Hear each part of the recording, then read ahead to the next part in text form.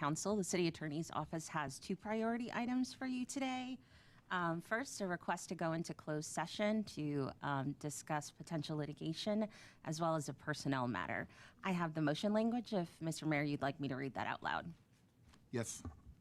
The motion is to hold a closed session pursuant to North Carolina General Statute 143, 318.11A3 for attorney-client consultation regarding two pending claims not yet filed, and pursuant to North Carolina General Statute 143, 318.11A6 to consider an individual for appointment as interim clerk. Thank you. I'm going to entertain that now, and then we'll move on into it at the post of the meeting.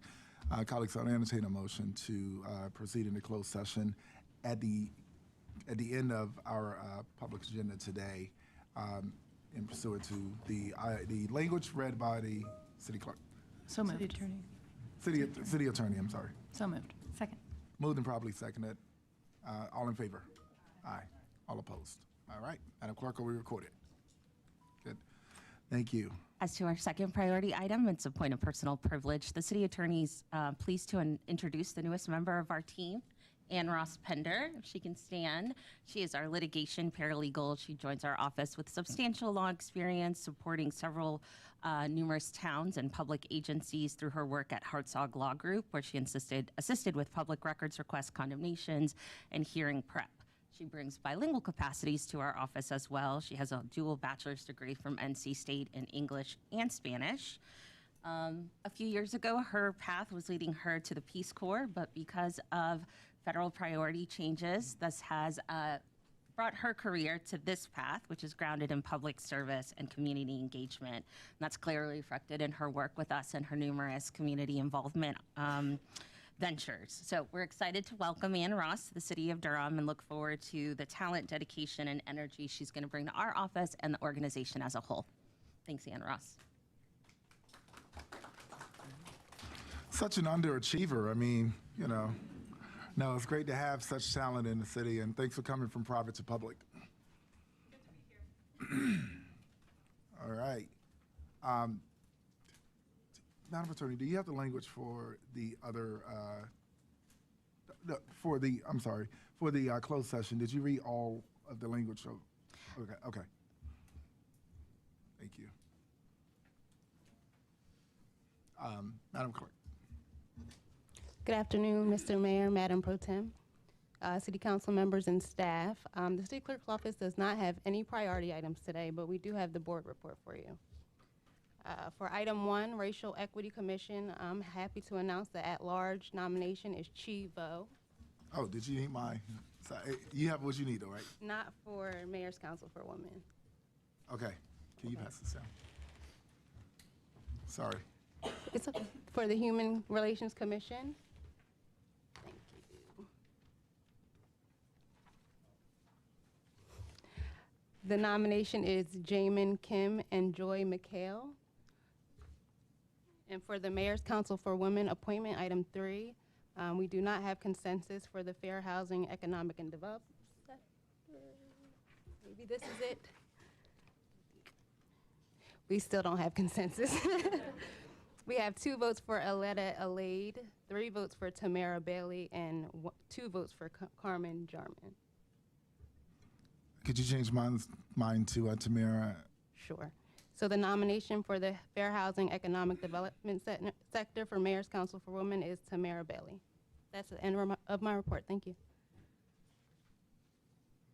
Thank you so much. Madam Clerk, we have documents before us. Wait, is everyone in? A resident, I think. Oh, it's from, okay.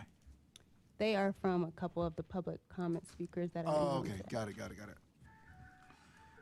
Uh-oh. All right, okay. All right, at this time, I am going to read I'm going to read the consent agenda, recognize pulled items, then I'll come back up, and we're going to adjust the agenda just a bit today. So I'll need everyone's grace and patience. Right, item number 1, Racial Equity Commission appointment. Number 2, Human Relations Commission appointments. Number 3, Mayor's Council for Women appointment. Number 4, resolution recognizing Ashton seniors in action and Willard Street United, WSU, and affirming the role of tenants union in advancing safe, quality, democratic housing. I am pulling that. Number 5, easement and encroachment agreement for Maison Durham owner LLC. Number 6, third loan modification agreement for Rockwood Cottages and Rockwood AH1 limited partnership. Pull that one.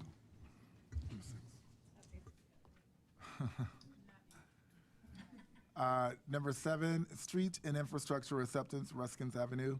Number 8, utility extension agreement with Bingham Project NC LLC and Atlantis Homebuyers LLC to serve 505 and 507 Bingham Street. Number 9, fiscal year 2026-2027 Transit Capital Improvement Plan CIP Budget Ordinance Amendment. Number 9, Reimagine Durham Freeway Study Final Report. I'm sorry, number 10. Yeah, number 10, Reimagine Durham Freeway Study Report. No. Pull that. Yeah, let's pull that. Number 11, fiscal year 2027 Durham County Transit Work Program Funding Agreements. Number 12, award of a construction contract to TA Loving Company, DBA Pipeline and Utilities Incorporated for brown water treatment plant filter and effluent I'm gonna pull that one. bypass pipe improvements. I'm gonna pull that. Pulled by Councilmember Cook. Number 13, 2026 sewer lining program. Number 14, Amendment 1 to the professional services contract with Timmons Group Incorporated for the improvements for access to utility easements and facilities project. Number 15, 2026 short session legislative update, which is a presentation. Number 16, consolidated annexation 822 Doc Nichols Road. These are for the next meeting. Consolidated annexation Avalon Place Phase 9. Number 18, consolidated annexation Page Road Townhouses. Number 19, consolidated annexation Oak Grove Landing. And of course, we have our violence reduction work group recommendations, which will be a presentation as well. That is the consent agenda with the exception of items 4, 6, 10, and 12.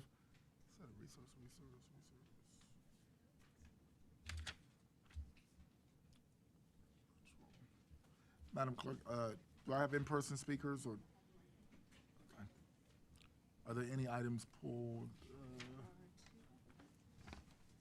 Okay, so same ones. So item number 20 is the presentation. Yeah, 4 is pulled. So no new items pulled. Correct. All right. Comment in person and virtual. Yeah.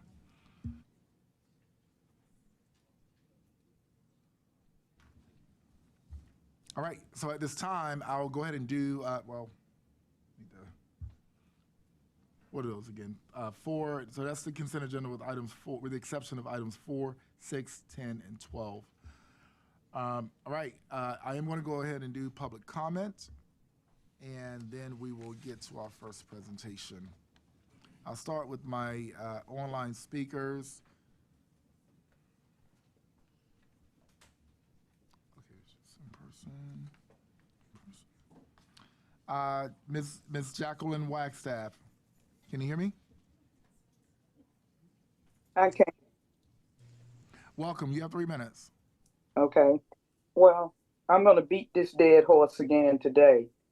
School is about to start on Monday at Fayetteville Street Elementary, and we have to do something. The community has been playing with this council, and I want to be able to get the same attention that was given to Oakwood Park with this encampment that is cropped up in the Fayetteville Street corridor right across from 50 feet away from an elementary school.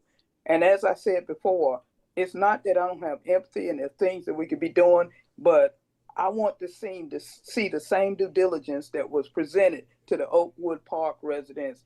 I would like to see some of that $2 million that they miraculously found, that's called flexible housing funds, to go towards rehousing these people on Fayetteville Street. It is a total mess. We have people that are dropping off house furniture for them, all of these things that are just causing serious problems. And with that school opening, and it's not just the encampment that you actually see on Fayetteville Street, there is another portion of the encampment that sits across the street where we've had 2 deaths back near the playground of the elementary school. And we just had a murder in my community on Sunday. And I don't know if it was equated to what goes off on Fayetteville Street, but we're only about a block away from that encampment. And this is just getting out of control. And I just believe that, and I don't understand that encampment in Oakwood seemed to get priority during the time that this council was out of session. And I'm assuming that it's just my opinion, but it appears that the city manager has become the 8th council member, and he just does things whenever. I never remember a conversation going on with this council before you went on break that this was going to occur. Not to mention that you had a lady that came down there that didn't look kind of like me, that came down there 2 sessions. And the next thing we know, that encampment was dispersed. So with the same due diligence that was used on Oakwood Park, I would like to see the same thing happen here on Fayetteville Street, because we have an elementary school that is about to open on Monday. Parents who would walk their kids to that school, back and forth to that school, should not have to endure what we're seeing every day on that block. It is just outrageous. You need to do something about it, and it needs to be done with the quickness. And I think $2 million is a small amount when you put these people in the hotel and supposedly dignified housing and wraparound services. Let's see if we can't get these people some dignified housing and some wraparound services and get them into a hotel environment before Monday. Thank you very much. Thank you, Ms. Wagstaff, for your concern. I do share it, and I look forward to getting an update. I'll be speaking on the updates on homelessness each Monday meeting. I requested those updates to be provided to me, and I did share on Monday, and we'll be sharing more. All right. Next speaker I have is Michael C. Harris. Can you hear me, Mr. Harris? Mayor, I don't see Michael Harris in the queue. Oh, you in person? Okay. All right. I'll be calling you in just a moment. Okay. Next speaker I have Adil Ortiz. Yeah. The following speakers are in person.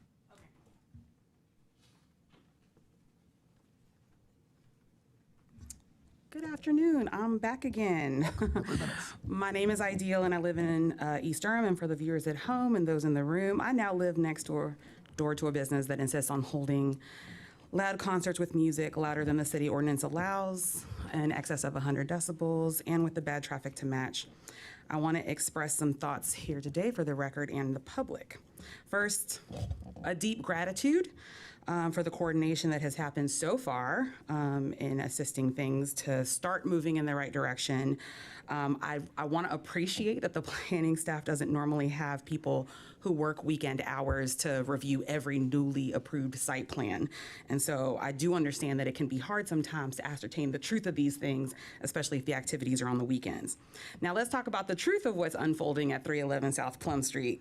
Based on the activities of El Toro Loco, which I want to call for the record, since my name's got to be on the record, their name should be on the record, right? It's owned by someone we now know as Tío Sabino. One can only consider that they have fraudulently applied for a flea market operation on land zoned for industrial light, while what they're really attempting to do is run an amphitheater.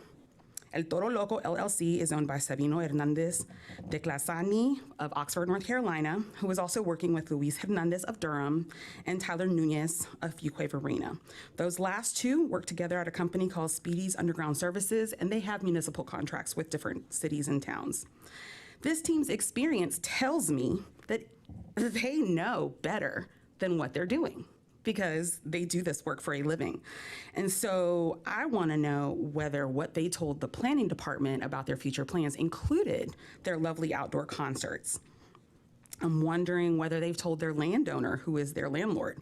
I wonder if their other clients know how negligent they are to Durham's municipal codes. I am disappointed for the potential vendors that should have been able to go and earn critical profits from their swap meet businesses, especially in this economy. And that is through no fault of their own, really. It is the fault of Sabino, Lewis, and Tyler for not providing the conditions necessary to a successful swap meet business by not following noise ordinances and not having a good way to manage traffic. The noise likely makes it very hard to conduct business when you can't hear your customers and the customers can't hear you. So with so few vendors, the money is being made somewhere, and it is being made on ticketed platforms for concerts that they have promoted in the past and promote in the future. They are investing a lot of money in promotions on radio stations through flyers and other platforms to make sure that people know that this is where you can come for an outdoor concert. Another point to share is that it's terrifying to think that our law enforcement, when engaged in off-duty work, might actually do the bidding of their paying client rather than upholding the ordinances of Durham. Thank you. Next person I have is Rachel Fryer.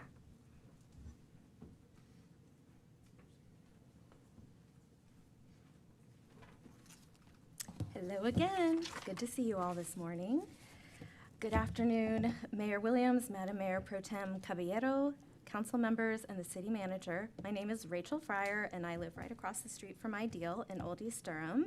I want to thank council and the staff in planning, DPD, and the city manager's office for all of your help and attention to the El Toro Loco problem over the past few weeks. Many of you have reached out and met with us in person to see the problems for yourselves, and we are so grateful for this assistance and attention. Thanks to the city intervention, we have seen some improvements with El Toro Loco, with efforts to address parking issues, site buffers, and some efforts to keep the amplified music below 60 decibels in response to DPD's rapid response to our noise complaints. However, El Toro Loco has begun advertising large-scale concerts with multiple live acts for both August 29th and September 27th on social media and on flyers being posted around East Durham. I have included copies of these flyers in the packets the clerk handed you. You should all have a folder, and if you look on the back, you can see the flyers here. As a result, we believe that El Toro Loco is a concert venue masquerading as a flea market. Our understanding from staff is that El Toro Loco may operate such a concert on an IL-zoned parcel only once every 6 months, and that they must have a temporary use permit to do so. El Toro Loco did not have a TUP for its first large concert on August 1st when more than 1,000 people attended with amplified music in excess of 100 decibels measured from inside our homes for 8 solid hours. And furthermore, it appears they have not applied for a TUP for the advertised large concerts on August 29th and September 27th. We respectfully ask that if El Toro Loco seeks a TUP for another large concert, that the city deny this request. If they continue to operate unpermitted large concerts, we ask that the city intervene either in advance of the advertised concert or on the day of the concert to stop it from happening. We also request that someone from code enforcement be present on August 29th to shut down an unpermitted event if necessary. Please know we are very supportive of our law-abiding local businesses in East Durham. In fact, there is an exciting Old East Durham series of events coming up soon. Flyers are also in your packets, and we invite you to come join the party. And I do want to say that the organizer of this event definitely filed the proper permits. I also want to offer special thanks to my young friends, Caroline and Aubrey, who assembled your packets during our play date yesterday. Thank you so much for your time. Thank you. Next speaker is Michael Harris.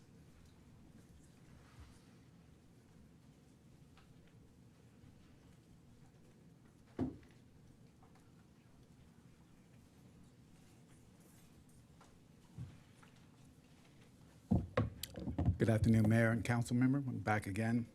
My biggest concern right now, again, I've just received another tax hike on my property. I think for those of whom are 70 and plus should also get the opportunity to be exempt from, especially from companies that are coming here or getting exempt. So look at us. We're the ones who are paying most of the taxes, paying your salaries, paying the fire, the chief, the police, whatever salary. And for those that are 70 and plus, there should be some kind of exemption. At least maybe we don't mind paying 10% of what we have to have far as protection, fire, but at the same time, we don't need to extend money that you guys are just going to spend for projects of some of your friends and things would like to happen here in Durham. My other thing that's concerned is the fact that since I live in the Oak Grove area and representing that particular area up there, Highway 98 has become sort of the new drag strip from the middle school all the way down to Oak Grove Elementary School, and it's time, especially to have some kind of law enforcement staked out up there for the traffic that are just speeding, especially Oak Grove Lakeside, Oak Grove Linkside, where the light is there. They're going through the lights. So we need to have some kind of deterrent for the speeding that is happening from there all the way up through, going up to the Food Line supermarket there. So we're paying a lot of taxes, but we're not getting any, conclusion of what our concerns are, because there's a lot of elderly people, bikers, a lot of bikers who ride through there and up through 98, and we're not seeing any kind of reinforcement and safety that's going to be safe for the community in that area. So why are we paying this extra tax on our property? And most of us are not receiving. Everybody else is receiving some kind of benefit, but the persons that are paying the taxes, especially seniors, it reminds me of what happened to when you look at certain cities around the country, how cities can go in and just raise taxes on the community to eventually move people out because they can't afford it. So I think that right now you guys need to consider this portion of my statement in the sense that you need to kind of evaluate. I know that the state of North Carolina kind of presents this to you guys, but it's time for you guys to take a halt to this and look at us. Thank you. Thank you, Mr. Harris. All right. That's all of the public comments. And before we get to pulled items, I'm going to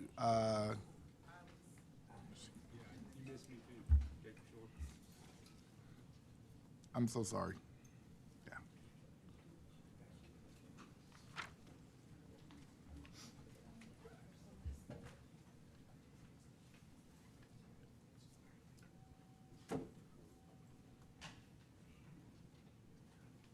I'm sorry about that. Yes, please come on up. Welcome, council member. Good afternoon. I'll Deidre make it very Freeman.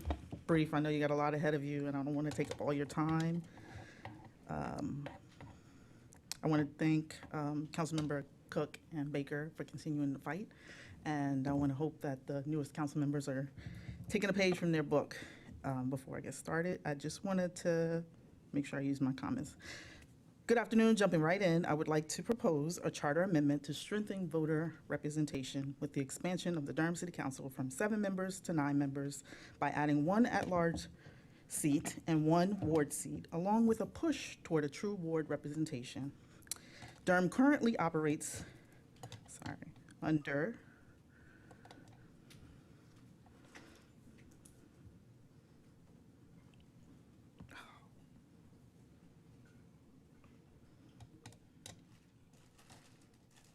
under a council manager form of government, and with all the city council members elected at large, serving as the city's legislative body and final authority on city matters.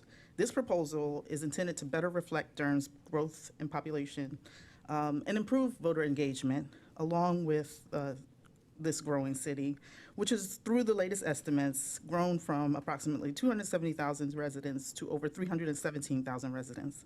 Under the proposed change, the council would improve balance between citywide and neighborhood representation, giving residents a stronger voice in the city. Durham has left low-wealth communities behind, and our city's growth and our local government can correct that with an adjustment to strengthen representation. People don't want the city to keep happening to them in their pockets.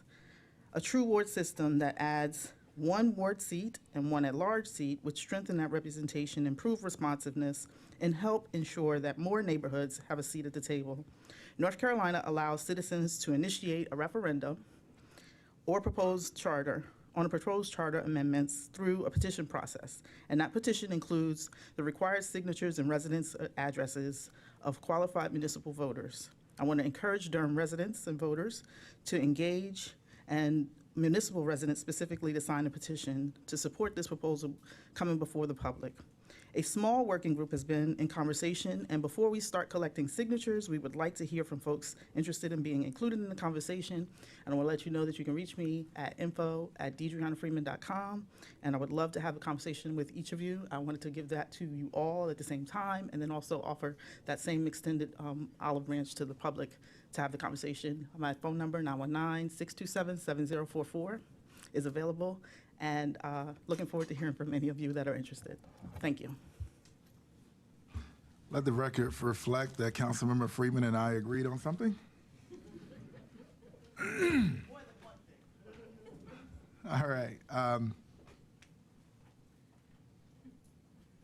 Let's see. The next speaker I have is public comment, Jacob Peterson Shore, followed by Khadijah Jabarkel. Oh, I'm nervous. All right. Good evening, or good afternoon. My name is Jacob Shore. I'm here tonight, or I'm here this evening, this afternoon with my wife, Jennifer Bonney. I reside here in Durham. I'm also a small business owner for Shore Dental Laboratory, the sole proprietor. I'm standing here to bring to your attention an administrative loophole in housing and neighborhood services that strips Durham residents of their right and due process and creates a violation when there is none. On July 7th, our home was targeted by an anonymous Durham one-call ticket. City audit logs show the call was logged at 10:19 a.m. and marked as fail. At the exact same minute, Inspector Dawn Hill Austin inspected the sidewalk, saw it was clear, but issued a citation anyways, citing code section 26-183 for grass over 10 inches in height. Yet she took zero measurements, and our property doesn't even have grass. I submitted photos of her own photographic evidence lacking obstructive measurements. The city issued an official notice of violation threatening a $250 administrative fee and daily civil penalties. But when Code Supervisor Rob Dam inspected our property, he verbally acknowledged these were intentional, well-maintained flowers and closed the case. Yet on July 10th, the department issued a compliance certificate thanking us for bringing the violation into compliance, falsely logging us as code offenders. We formally appealed to clear this false record.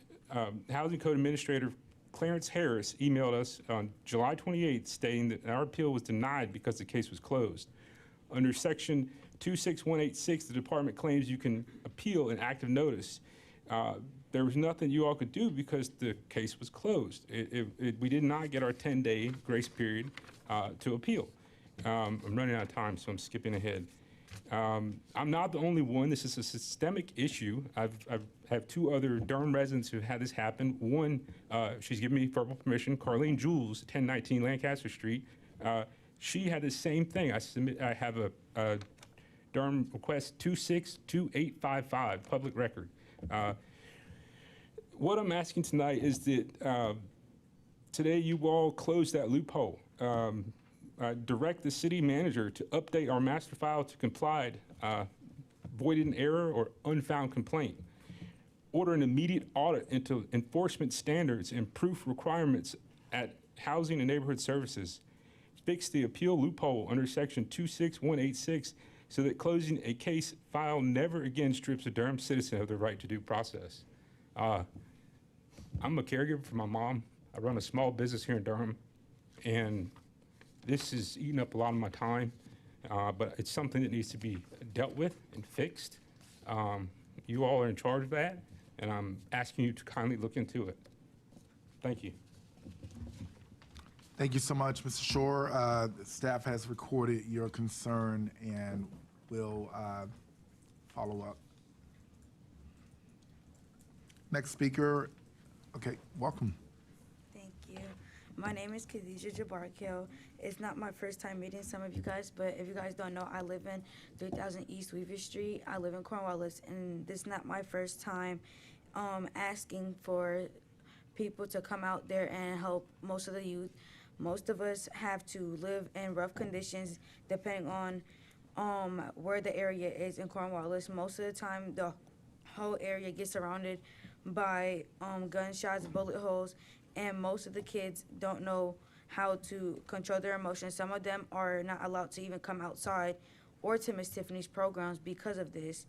And I've been trying to get most of the kids to come outside to join Miss Tiffany, because how are kids supposed to go to school when they're afraid to walk outside because of the gunshots? And how are kids supposed to live regularly when all they can think about is one day they could be sitting down outside and all you hear is shots going off?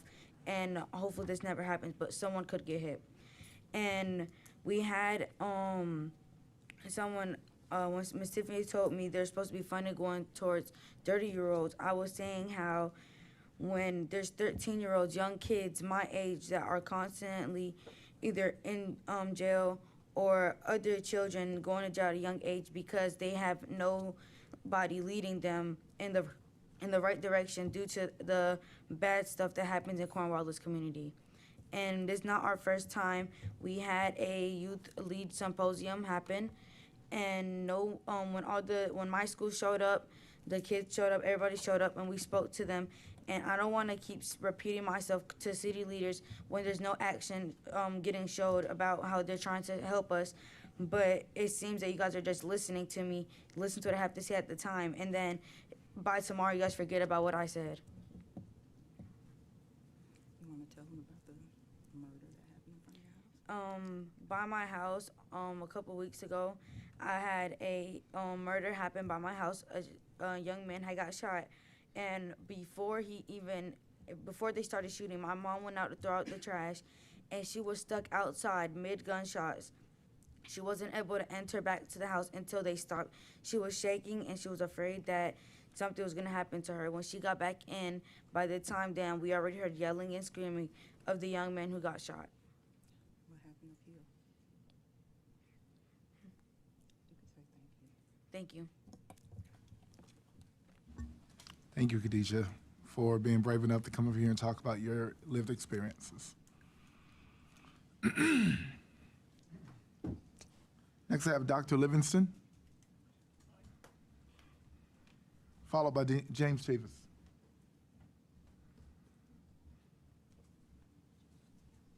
First and foremost, Mayor, I wanted to thank you for giving me the opportunity to come and speak in between class, but I wanted to come and really echo what the young lady was saying there at Cornwallis Projects, in that we've had a number of incidences there over the past 2 or 3 years wherein the students have had to come on campus and do their podcast. And this presents a unique problem for us because we have students working in internships in McDougal Terrace and Cornwallis Projects. And having them work with children in summer programs, having them work with them in after-school programs in places where there may be heightened violence is a problem for us. And so what we've had to do is to bring kids on campus. And so essentially what I want to ask the city to do is that this issue of youth violence is something that we got to begin to address because it's also affecting our campus as well. Moreover, our students who are in counseling, social work, psychology, who work with youth in the community. I mean, I just left a conversation with a psychologist about this, that can we have our kids doing their internships from North Carolina Central in high crime areas? What's the cost? What's the risk? We want them trained. We want them to learn. We want them to be able to serve the city of Durham. But if, in fact, by them being on an internship or practicum, it puts their life in danger, it's something that we can't do. So we beg you, police, we beg you, city of Durham, that this youth violence issue is something that we have to address because there are a number of kids here who do their internships in these communities. Thank you. Thank you for those remarks, Dr. Livingston. It's great to see you. And last speaker I have is Mr. Chavis.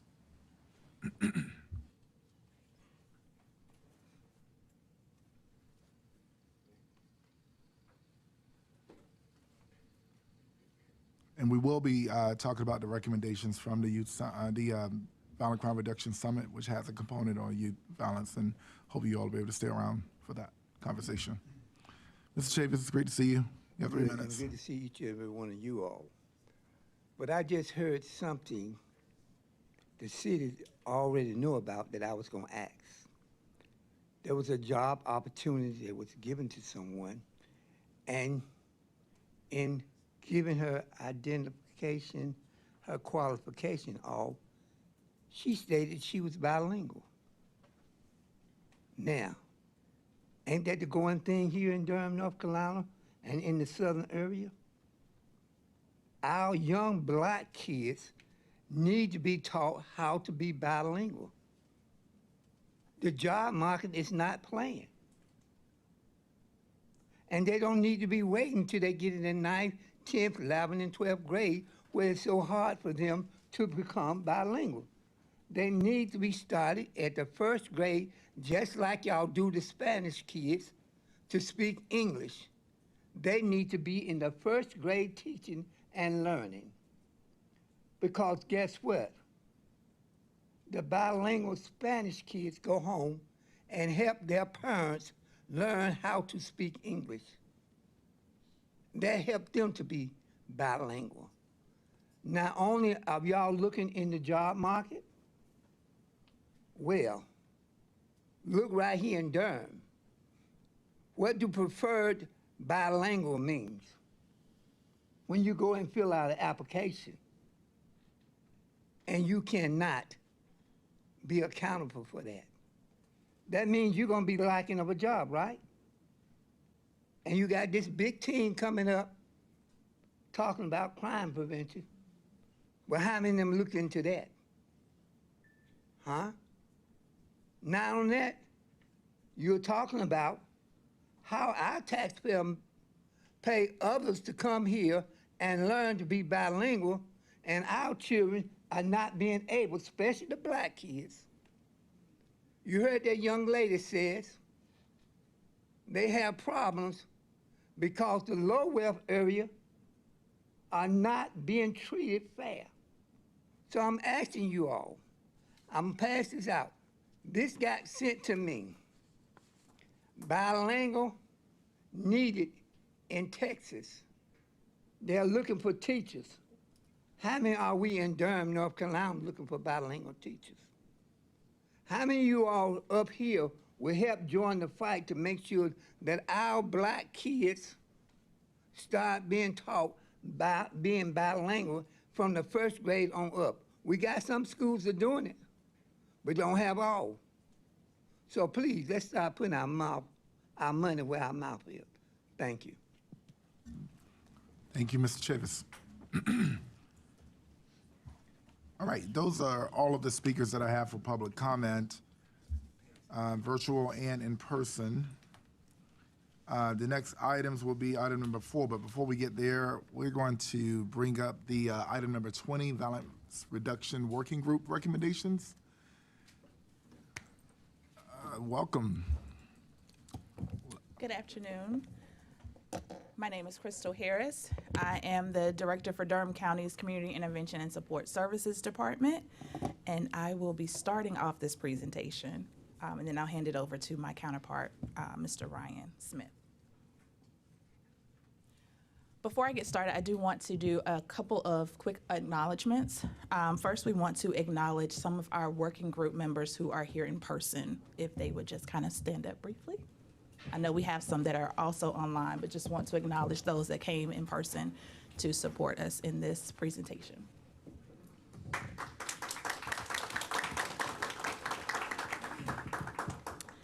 I also want to acknowledge University of Pennsylvania's Crime and Justice Lab, Policy Lab, as well as the Violence Reduction Center of the University of Maryland, and finally Everytown for Gun Safety, who have all been partners in this work and this journey that we've come to so far. So just want to give some acknowledgement to them as well. So I will start our presentation. So the purpose of today's presentation is to bring forward to the council to present where we are, our phase, kind of a review of our phase 1, and to discuss our mission, values, and the 5 strategies that were developed from our working group through the Summit on Saving Lives. Also to hear questions and/or feedback from the council on these recommendations, as well as to receive endorsement of these recommendations and to provide any additional guidance to staff as we move forward in implementation. So as we started this work to get us to this place, we hosted over 15 listening sessions that reached hundreds of Durham residents. These listening sessions were held, some were virtually, most were in person. We did some in specific communities. We worked with Office of Survivor Care. We had some listening sessions with some of our youth. So it was just a kind of a various sessions that we had with various groups. We also had a data analysis that was conducted by UPenn, the Crime and Justice Lab, and they examined all of the homicides from 2021 to 2025.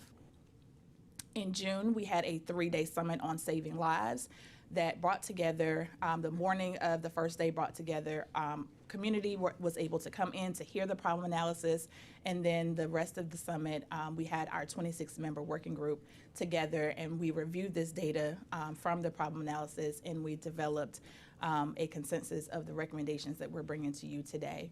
And then on the final day, as I stated, we came up with the 5 recommendations that we will discuss with you today. So what did our data show? Our data told us that we had 13 homicides per 100,000 residents, which was a 10-year average.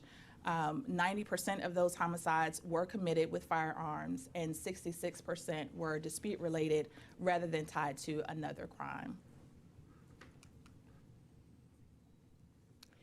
It also showed us that the violence was very concentrated. 0.2% of our population. We're looking at 430 to 685 people in groups that were linked to about half of those homicides. 57% of the homicides involved individuals aged 18 to 34, with the average age being 30, and then 14% involved juveniles under the age of 17. And of that, we had 12. We found that 12 had prior arrest on average among the victims and suspects, 4 of them being felonies. Was that 12% or just 12? 12 prior arrests, not 12%. Oh, 12. Okay, Yep, I got you. just 12. So as we're talking about our highest risk population, so who's at highest risk, as I stated, we were looking at ages 18 to 34, who were predominantly, the victims and suspects were predominantly Black males, which was 83%. As I mentioned, the average age was 30 for the victim and or suspect. About 67% of those homicide victims and suspects, 61% of those were non-fatal shooting victims and suspects that had prior criminal justice involvement. A notable portion of our homicides and shootings were group and or gang member involved.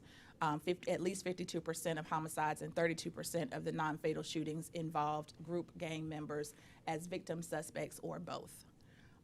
The blood and Crip sets were involved in 33% of all homicides and shootings, and then 73% of all group member involved homicides and shootings.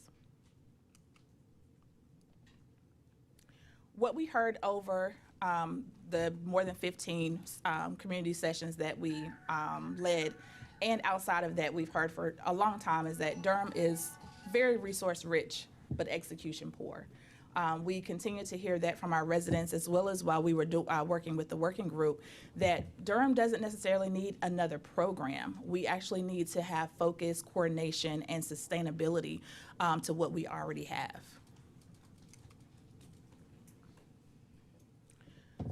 So what the community has requested from us, it was basically more focus on the few.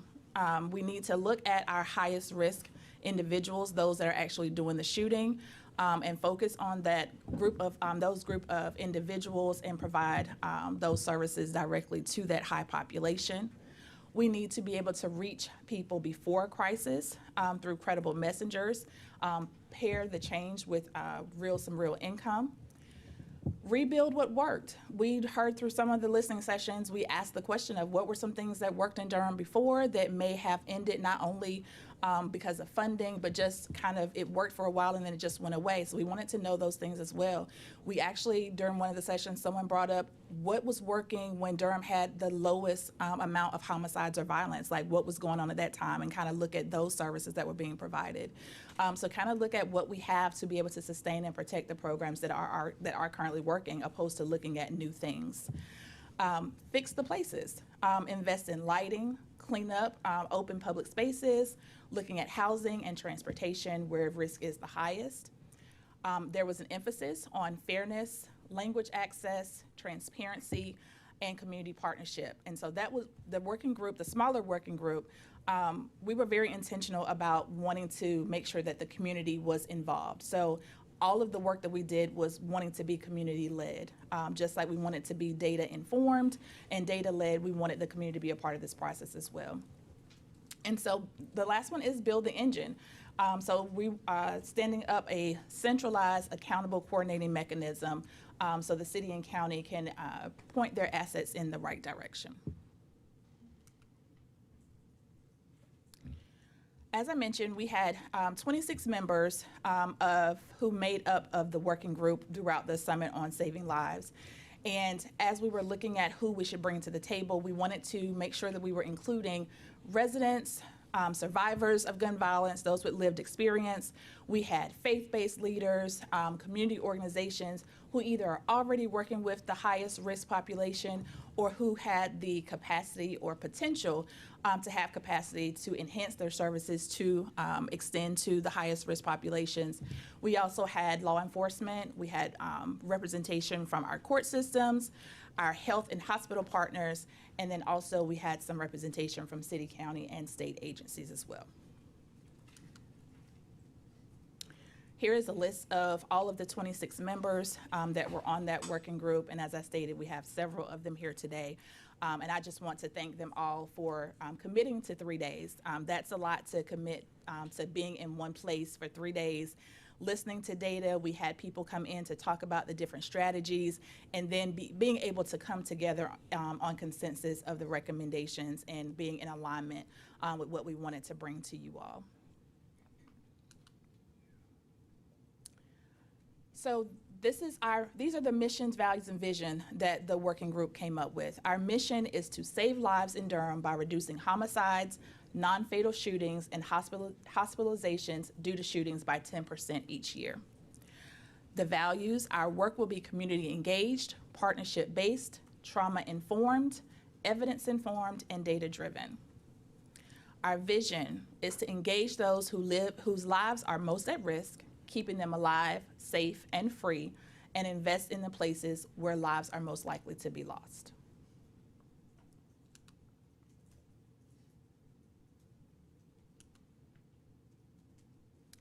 The recommendations. So these are the 5 strategies that we agreed upon unanimously, and I'm just gonna go over I'm gonna name them, and then Ryan will take over and go into more detail of each strategy.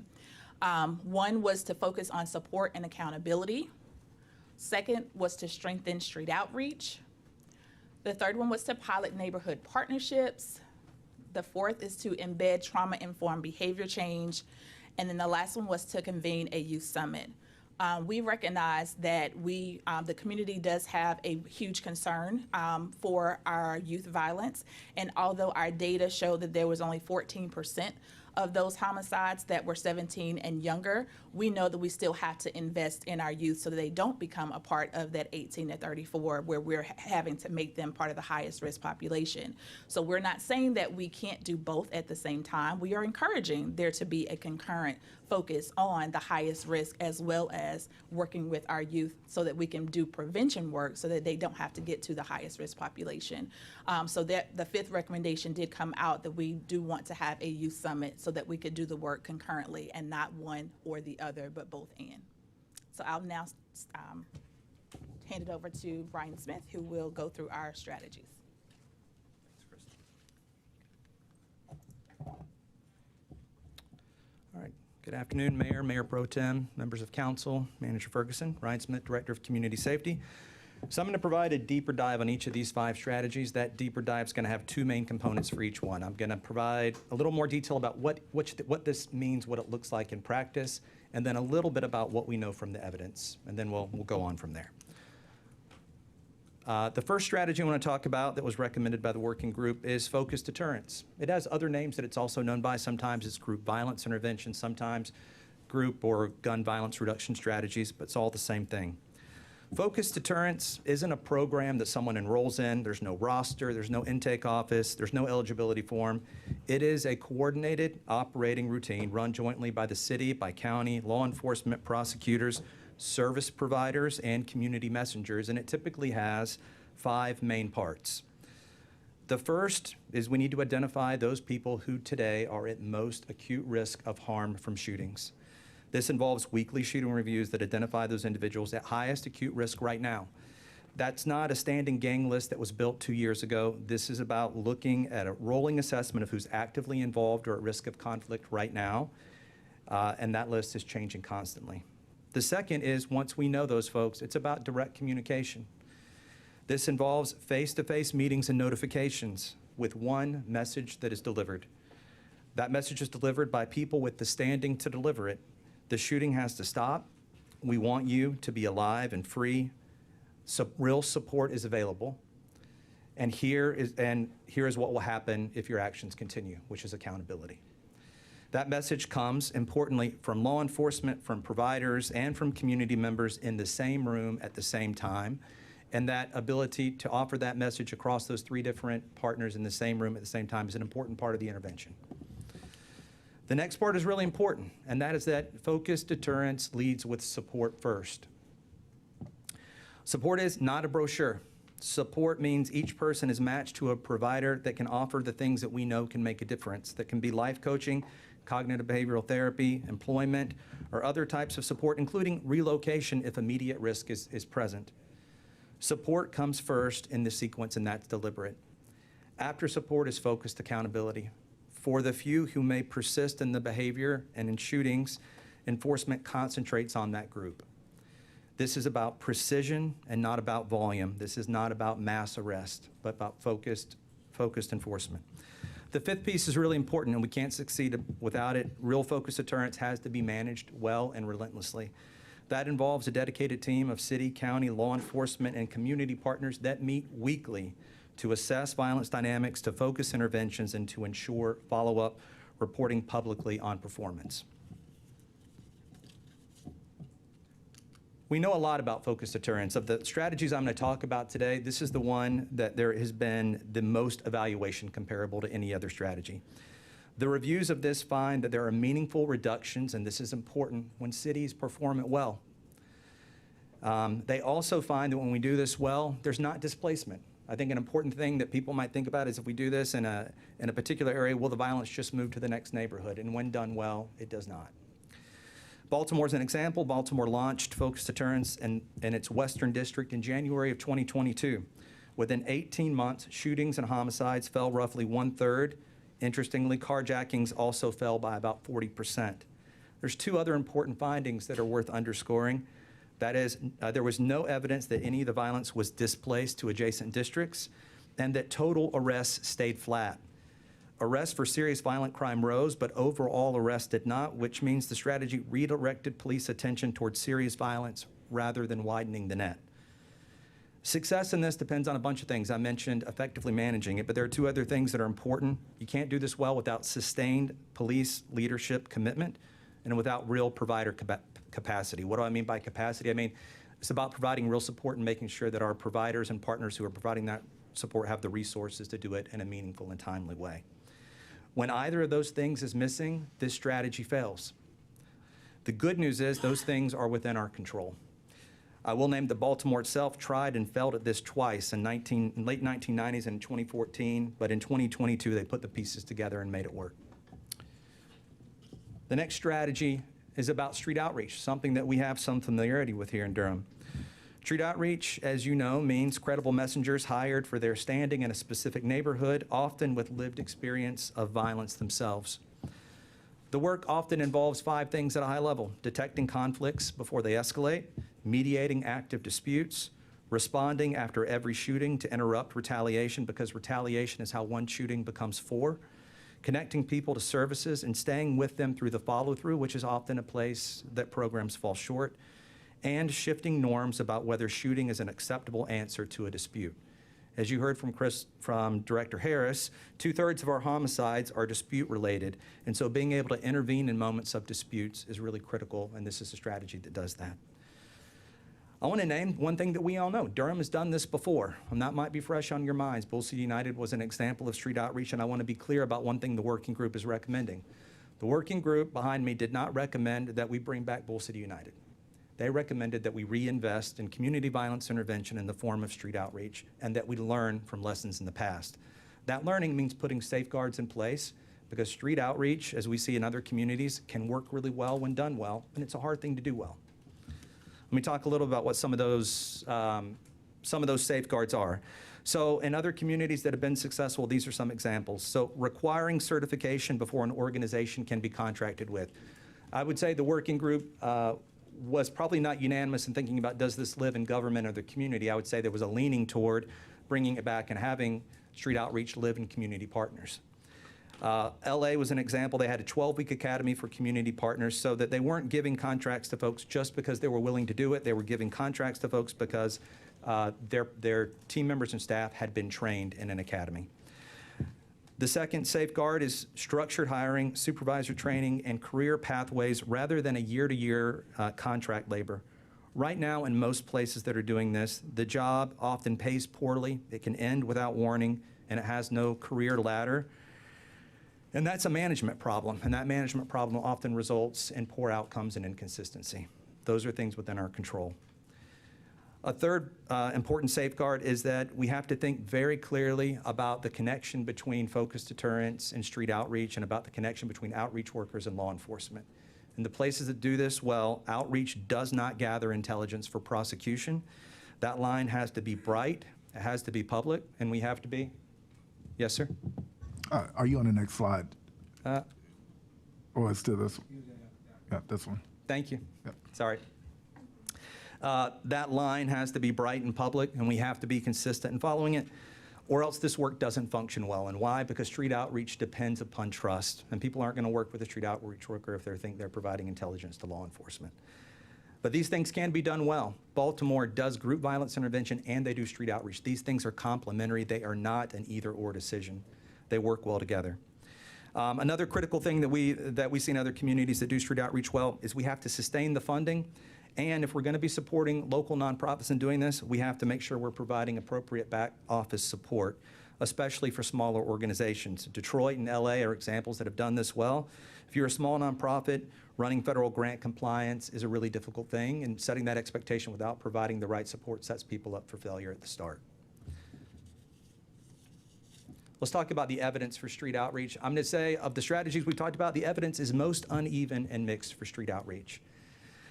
And a lot of that has to do with the quality in which the program is delivered. The pattern across the last 2 decades of research is pretty consistent. We see reductions where street outreach is done really well. When it's not done well, we see either no effect, or in some rare cases, things are actually made worse. In Los Angeles, as a place where it's been well, homicides and outreach zones dropped 27% last year compared to 19% citywide. In Baltimore, Johns Hopkins studied 11 different sites over 19 years and found average reductions of 16 to 23%. They also found a site where things got worse. But this variation in program, it really often tracks program quality. And the mixed evidence is really an argument for safeguards and not an argument against street outreach. We just have to do it well. The third strategy I want to talk about, so the first two I've talked about are really people-focused, identifying the people who are at most acute risk of harm today and providing the right interventions. This next one is a place-focused. It's identifying the places in our community, and we've already heard about that today, where violence and gun violence is hyper-concentrated, and providing place-based interventions. The working group recommended this start as a pilot, identifying 2 or 3 places from the data that we have already conducted where we see real concentrations of violence in our community. At each of those locations, we want to build standing partnerships at each site, which would look like residents who live in that community, other community leaders, faith and civic partners, city and county agencies, and law enforcement coming together around the same table in that community, with residents helping set the priorities for the types of place-based interventions they want to see and investing in those things.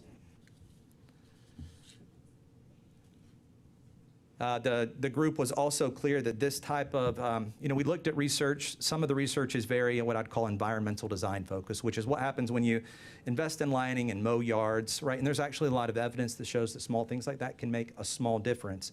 But the working group was very clear that while they support those type of physical improvements, they really wanted this to be more holistic and to think also about programmatic or other types of social investments that could support this work and not just be limited on physical improvements.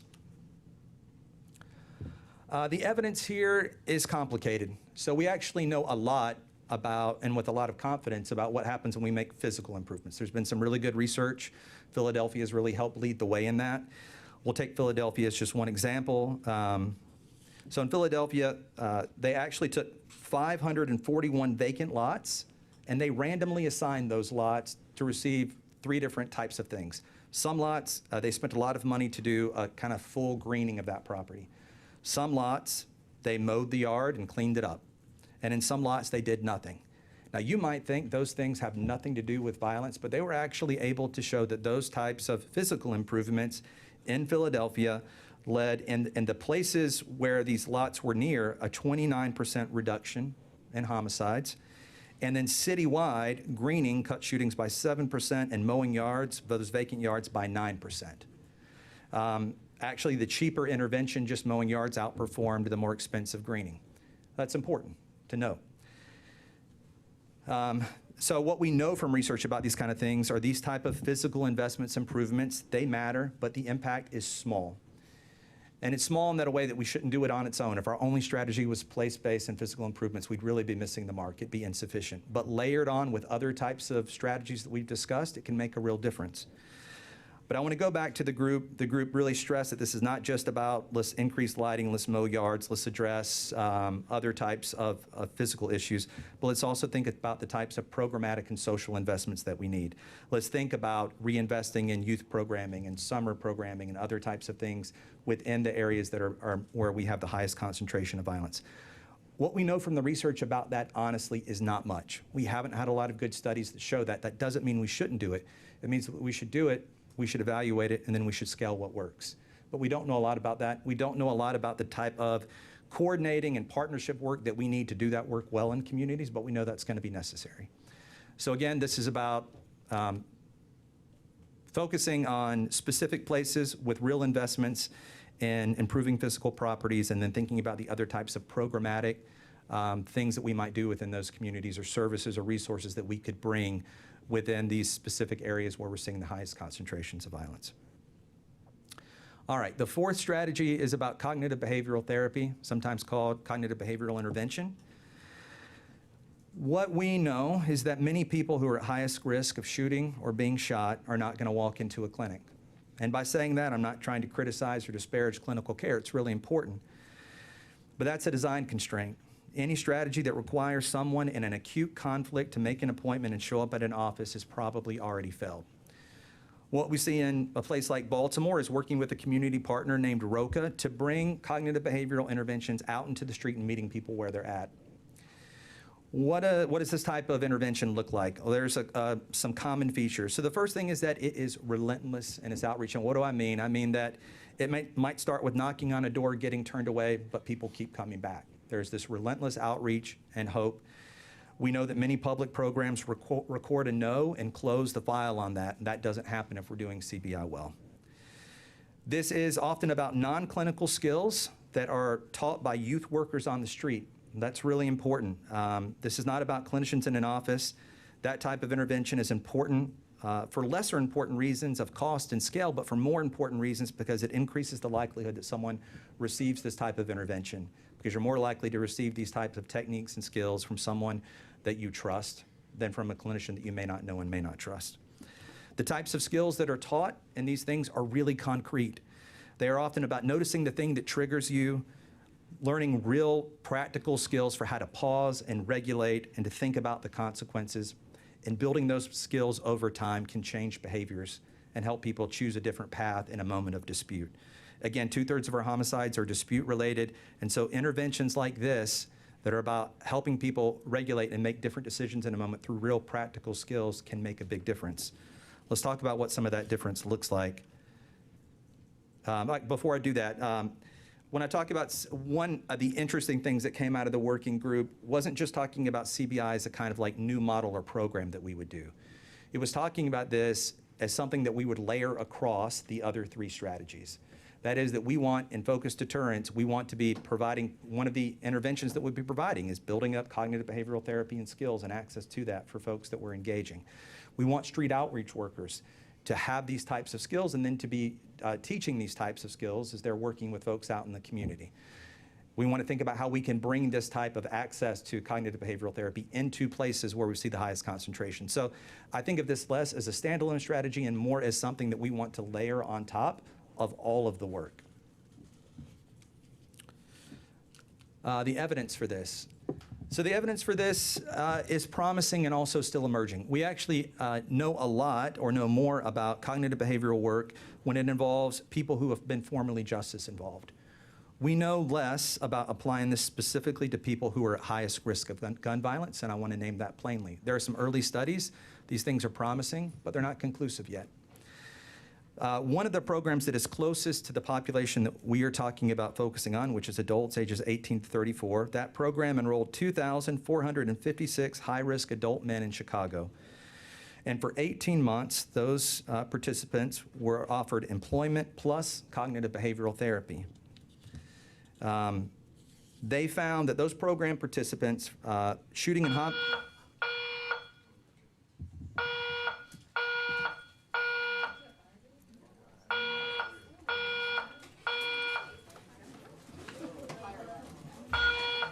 Ladies and gentlemen, we have a fire alarm. We do need to exit the building. We're in recess.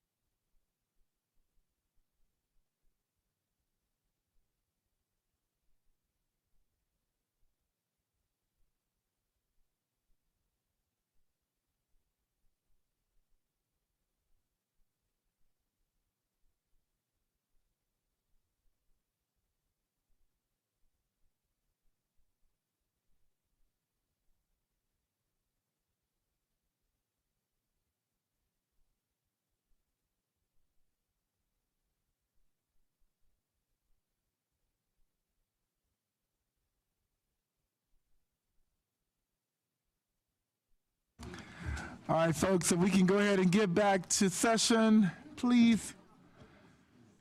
Really appreciate everyone's cooperation. I will say that at the speed that you were leaving the building, you may have gotten burned up if we were on fire. There were casual conversations still going on. But I thank you for your patience. The building is not on fire, and we are still in good shape. And we are going to get back to the presentation at hand. You told me how to start over from scratch?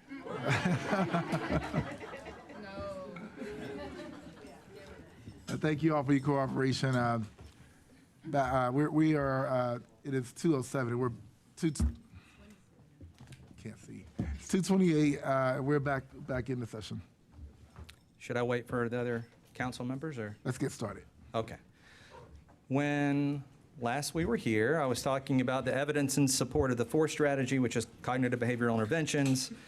I was talking about work in a program in Chicago that worked with a couple thousand adult men and paired cognitive behavioral, or paired employment with cognitive behavioral therapy. The results from that were promising, but I think the last thing I may have said, and I'm sorry, I'm just getting up with my thoughts here, was they showed significant reductions in violence. But it's important to name that in that study, the researchers weren't able to say those findings were statistically significant, and without being a completely policy nerd. What does that mean? It means that they're promising, they're not conclusive, and we don't know for sure that it was the thing itself that did it. But the thing that they did see, and they did have conclusive evidence on, was when a person was referred to that program from a street outreach worker, they saw even larger reductions in violence, and those were statistically significant. So what does that mean? It means that this idea that we want to pair these things, that we want to pair cognitive behavioral therapy with street outreach, is really grounded in fact, and that these things can really complement and strengthen one another. All right, we talked about, Director Harris already spoke a little bit about this. I want to name that the working group wrestled a lot and talked a lot about the issues and concerns facing our youth. The group also took seriously the charge that we felt was given to us, which was to think about what are the things we can begin doing now this year to save lives and reduce the number of lives we lose to gun violence. And the data on that was pretty compelling, that the place to start and focus is adults ages 18 to 34. And so the group focused its time on that highest risk population because that's where we can have interventions that make a difference now. And prevention efforts are important, but those gains may be 3, 4, or 5 years down the road.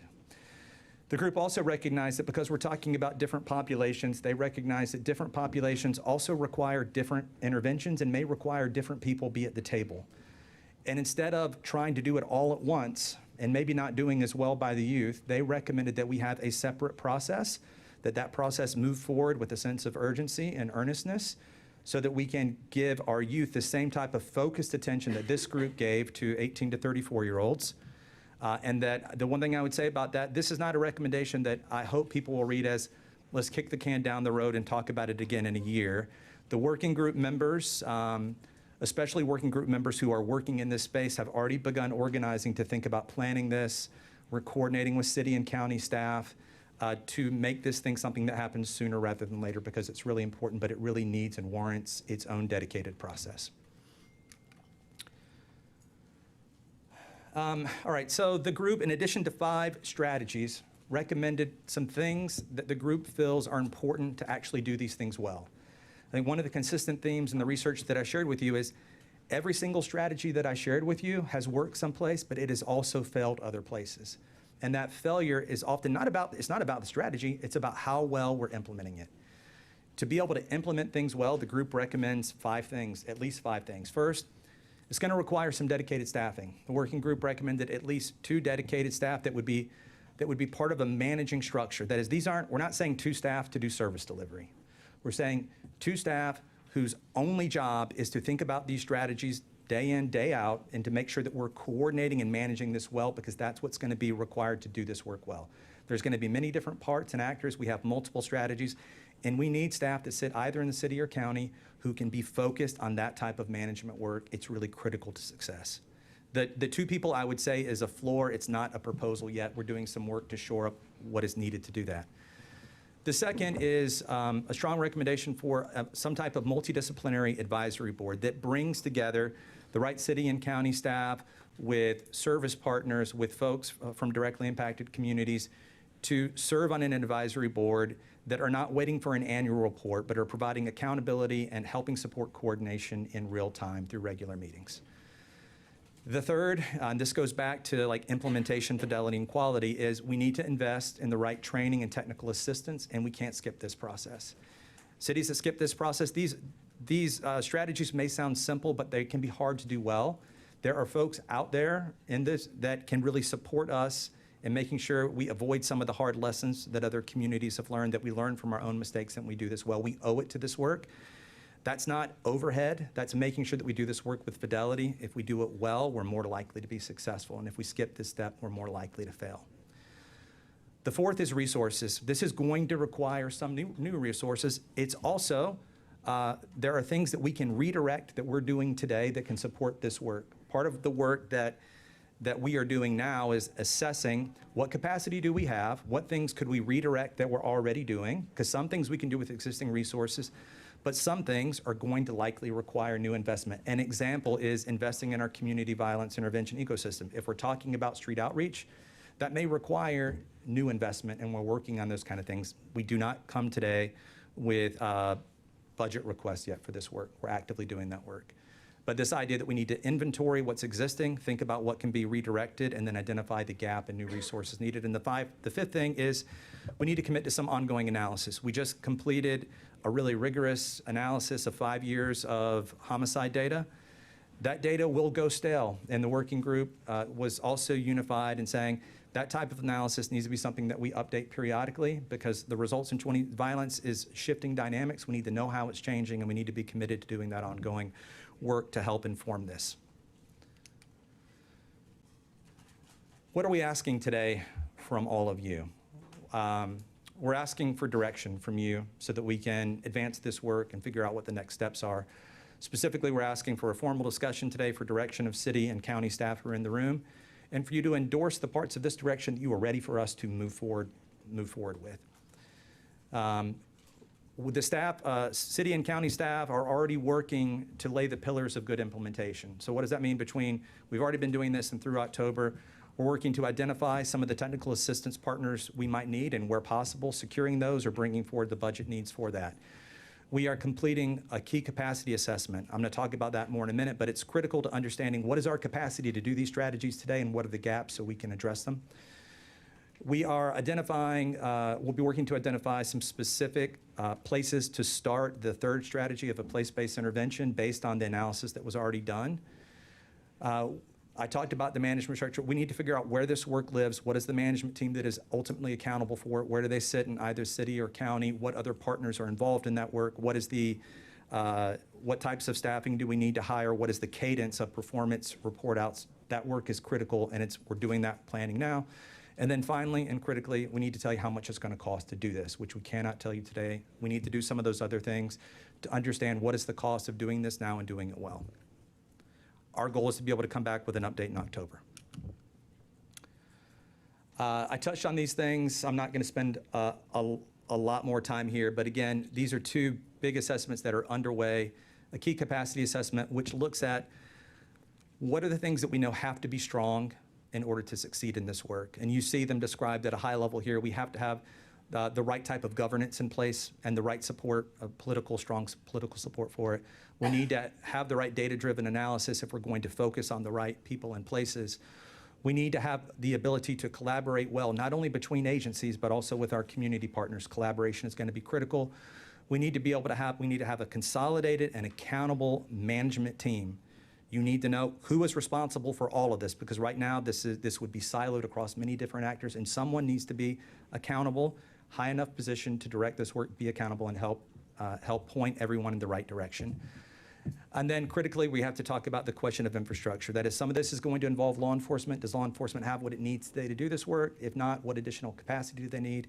And if we're talking about community violence intervention and things like street outreach, what additional capacity and infrastructure do we need to do that? That's all work that's happening between now and October to help advance our understanding of those things. And then I've talked a lot about partnership-based management, but it's what staff do we need? Where do they sit in which organization? How is that management process going to work? Who's involved? This is like weekly cadence of meetings. This is also regular performance report outs to the public, designing all of that, which is really critical. Those things are ongoing now that are going to lay the foundation for a strong implementation. All right, that wraps up where we're at today. My final remarks again, what are we here to do? This is a chance for you to formally receive the recommendations from the Violence Reduction Working Group. That's now happened. Our hope is for a discussion and direction from council on what questions you have for us and what things you are charging us to move forward with. And where possible, among the recommendations that have been presented, which of those are you prepared to endorse to formally endorse through a past resolution endorsing this general set of strategies to be advanced? I'm going to conclude with a note of thanks again to the working group members who are here. And for those who aren't here, I want to name some basic facts to you and remind you where this came from. Over 3 days, we had 26 leaders across Durham do the kind of thing that we want leaders to do, which is they put aside past differences. They came together with a diverse array of expertise that's really important in this, and with a variety of different lived experience that's relevant to this type of issue. Then they looked at the facts and they did the hard work to try to align on something that they felt could make a real difference. You know many of these leaders, and one thing that I think you know about these leaders is they have no problem disagreeing with one another, and they're not shy about it. And I say that to underscore the fact that what we're talking about today is a unanimous agreement across these 26 leaders and a belief that these strategies will do this thing, the mission, which is reduce homicides, non-fatal shootings, and hospitalizations based on homicides by 10% every year. 10% may sound like a small number, but compounded year over year, that is real change and real lives saved. The group behind me today believes that these strategies, and I stand with them, give us a good chance at achieving that goal and maybe doing better. But we stand unanimously in support of these recommendations and ready today to answer questions. I'll also note that to help answer questions today is not just me. We're joined by working group members from the police department, Deputy Chief Jackson, Assistant Chief Pyatt, Director Harris, Director Humphrey may be here also from Durham County. And we also have online some of our partners at University of Maryland and UPenn who have also been advisors in this process. But again, we had 26 local leaders who bring these recommendations to you today. Thank you. Thank you so much, Director Smith. Job well done. I usually share my comments last. I will again today, but I want to start as well by saying I witnessed the work firsthand. I saw the commitment. I also felt the commitment from people who were not even in the room, who wanted to be in the room. The people who called me yelling and screaming, I can't get in, they won't let me in. People really were hungry to help be a part of this work, and I just want to thank you all personally and on behalf of the council for the work that you did and are doing. So I'll bring it to the council. I am going to start off to my left because Councilmember Burris has to leave soon. All right, good afternoon, and thank you all so much for the presentation, and thank you all for the 26 members of the working group. Director Smith, can you please come to the stand? So I'll say my remarks towards the end as I do have to leave in about 30 minutes, but I just want to get, because as a member of the public or just elected official, it did feel like this working group was exclusive for a lot of people and that may not have included a lot of folks. So I want to know, how were the members of the working group selected? Like, what was the outreach process for that? And what was your logic behind the people that you selected for the work group? Sure, thank you for the question. So first, this wasn't a decision made by me. It was made by a group of city and county staff that we charged with working and developing this process. The process was informed in terms of the number of people in the room by our partners at VRC who were helping to facilitate this process and recommended that there is a size at which we go beyond, and it's harder to have a really productive meeting where we're working toward alignment. They also recommended the kind of, not people, but the kind of different expertise and lived experience that we wanted in the room. And we worked as a group to identify folks who were showing up at meetings, who were expressing leadership at being at that table. So it was not a decision I made, it was a decision that we jointly made, that we also sought advice from city leadership, from the city manager's office, and from the mayor in some conversations about that. That's how the list was formed. I will say it is absolutely a fact that there are other people who have a lot of experience and expertise that would be great at that table. But the table, I think, practically had a size limit. in order to be productive. I think we had a really great variety of expertise, people who are connected to this issue in really important and relevant ways who were at the table. That is not to say that everyone there and everyone wasn't there. I also want to name that this work wasn't just about those 3 days. There was a lot of outreach over the previous 6 months that engaged with hundreds of other folks who also were what we learned from that was brought into the room and taken seriously by the group of local leaders that we had around the table. So I'll end there, but I'll ask Director Harris if she has anything she'd like to add, if that's okay. Just one quick note to add that this list actually changed over time. Our initial thought was, before we actually got our problem analysis, we had a lot of youth organizations that we were planning to invite. But then we saw our problem analysis and we realized that our youth is 14%. If we're trying to work with the highest risk population, we kind of need to adjust and shift who we actually have at the table who are working with this population as well, which helped us to identify that that is a gap in services that we have. But we also wanted to look at those who have been doing this work for a long time, some of the people that are trusted in their community who are advocates. So the list kind of fluctuated up until probably the 2 weeks before the actual summit, because we wanted to be intentional on who we brought to the table. We're also understanding that as we move forward in implementation, we'll definitely bring others involved in this in the process when we get to implementation. Okay, let me move back for Vivian. Come get me again. Okay, so then my next question is, like, collectively, do you all think this working group is representative of the population that is most impacted by gun violence in Durham? I believe so. And what basis do you what supports that notion? First and foremost, because of the folks that we're working with currently, if we're looking at that, most of them are Black males. We're looking at the individuals, if we're looking just specifically to community organizations. The community organizations that we brought to the table, they do work with that population. We also brought in some partners from our Latinx community, because we also know that they're impacted by gun violence as well. One of the programs I was representing, Project Build, even though I'm part of the working group, we actually already work with the population. We do 10 to 21.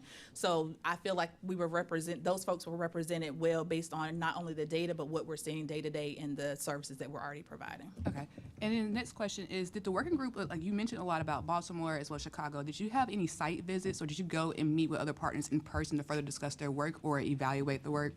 So we have not done any let's say the working group did not have any current site visits, but we did have learning sessions where we had people from Baltimore to come and talk. We had folks from Minneapolis to speak. These were virtual things, but we also had someone from Greensboro Office of Violence Prevention to actually come in person to kind of talk about what they have seen work, what's been working for them, what are some of the strategies that they had. So we had some learning sessions as well as listening sessions, but we have not had any site visits with the working group or the smaller group, the three of us. And so from my understanding, I do feel there's a community urgency right now around the issue of youth violence. And so so I'm just thinking, like, what is the actual timeline for that? And what will you all do to make sure you're being more inclusive? Because it does feel like the working group, and there's no disrespect to anyone in part of the working group, my job is to make sure that we are addressing the issues and the urgency that we have. And I think 14% is still too much. So I really want to understand, like, how do you plan to mend with community who may have felt excluded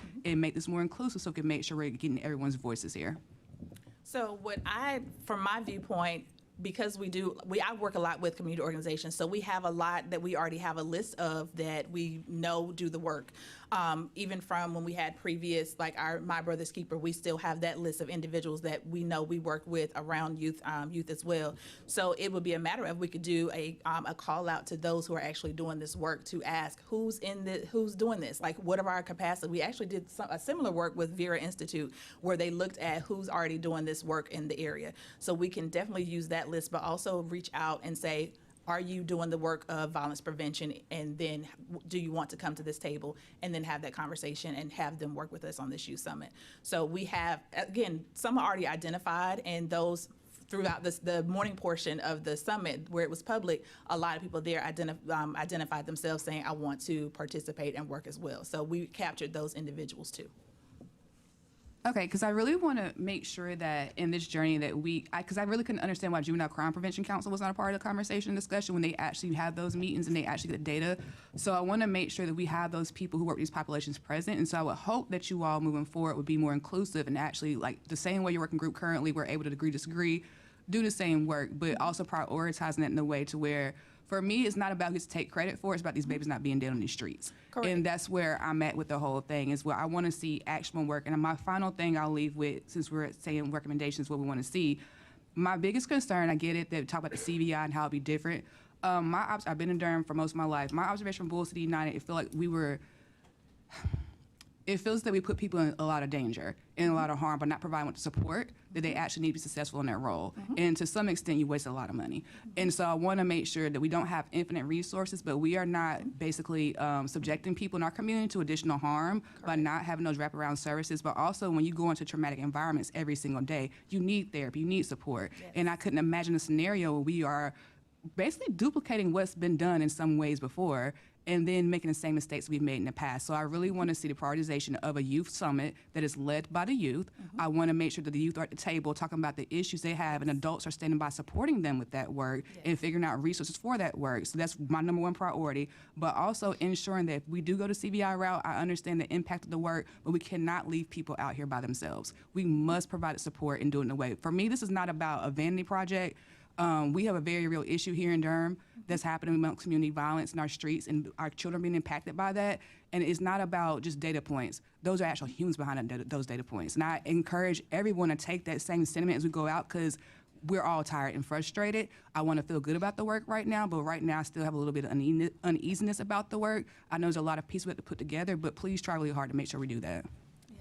And I totally agree with you on all that you just said, and just wanted to also mention that we did have the juvenile crime prevention represented. We had Director Rashana Humphrey, who actually, she manages the JCPC as well as several JCPC organizations at the table. So they were represented, even though it may not have been the chair or vice chair, but we did have JCPC represented.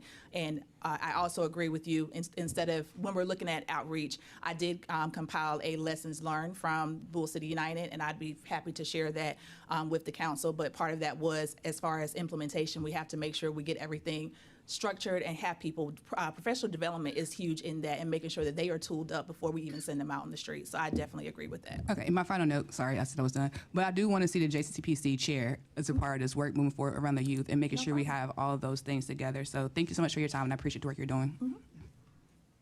Councilmember Cook. Thank you. I actually have some questions as well.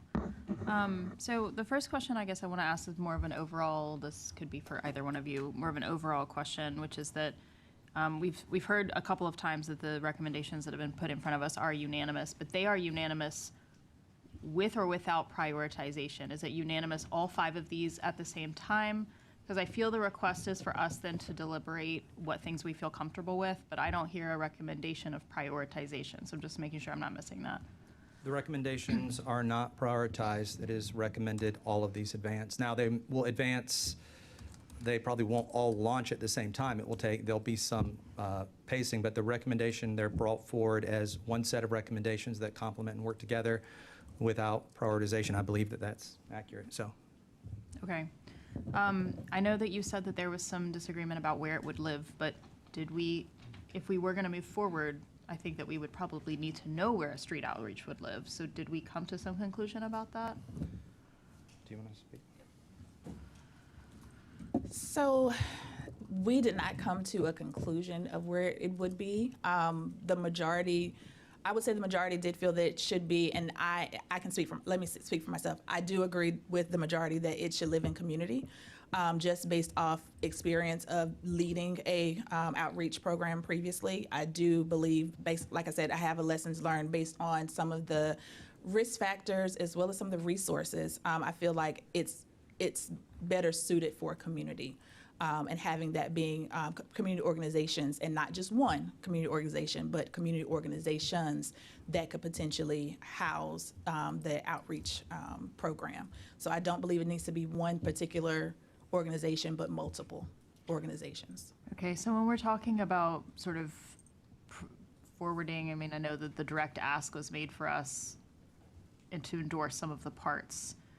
We're sort of thinking about endorsing some of these things like outreach as a general idea, with lots more strategy and how it's being done to come be presented to us in the future or to be started? Like what sort of things, what are next steps? Will we receive another update or will things move forward with best practices? Like what does it look like moving forward? So what I would say is, depending on what strategies, if you all have an idea of what strategies you want, because for me, I don't feel like we need to have just one strategy. I feel like that's where we failed in the past. It should be layered. Not saying you have to do all 4 of the major main strategies that we have, but we feel like even our partners at UPenn and VRC, there should be at least 2 of them to layer together. And I would say if we're not going to do all 4, if we're going to look at, for me, the main 2 would be focused deterrence and street outreach. I feel like the place-based, some of that work is already being done in the community with some community organizations. I feel like it just needs more coordination. So I would say that depending on what strategies you decide to move forward with, then we would then be able to give you kind of what does that look like and what the implementation would look like and what resources would be needed for that. Okay, but we're prepared to do all of them if that was the will of the council. Yeah, I mean, I guess for me, hearing all of these at the same go, I understand the layering, and I think that that's sort of the important piece is that we've seen a lot of these strategies when they've been done as one-offs, we've seen them fail. I think Councilmember Burris talked about quite a lot of weaknesses with one specific program, but I know that we've seen these happen in other cities too, where it's just been sort of one thing that's failed. And so I think it's a difficult request to present all 4 and then be like, do you endorse part of this, right? And how could I know? Because I'm not an expert on this. But yeah, anyway, it's just something that I'm grappling with. I just wanted to bring up. And then can we talk about the standing partnership at sites? Do we think of that as being an actual physical standing partnership? Do we think of it as being community groups that are already working in those spaces? What does that look like? I'm going to speak to that, but I want to go back to the thing that you were naming. One thing that we have discussed with the city manager is that the next touch point is that we come back to joint city-county in October with an update on how plans have developed. We don't want to spend time on plans that the majority of council has no interest in advancing, but we are intending to advance plans on all of these and come back with a more detailed plan, with budgets, with those kind of things. You asked the work that we're doing now. I spoke about that a little bit. We are understanding what additional capacity we need to do each of these, understanding the budget costs involved. We'll be able to come back and answer more detailed implementation questions, which we can't answer all of the detailed implementation questions today. On the partnership, we have part of that work over the next couple of months is understanding, being able to answer in a more detailed way what that would look like to coordinate partners around specific sites. So I don't think that we have a detailed answer for you, but we know that the spirit of what that work would be is identifying specific places and this not being just a government program, but bringing partners together who are ready to invest in a focused way in these specific communities that are at highest risk. And the site-based work is really a vehicle for coordinating that. We've seen some examples of that in other communities of how they're bringing partners together in both actionable and accountable ways of coming together. What are we hearing from residents? Coming back and providing accountability on the types of things that we can do when we're hearing.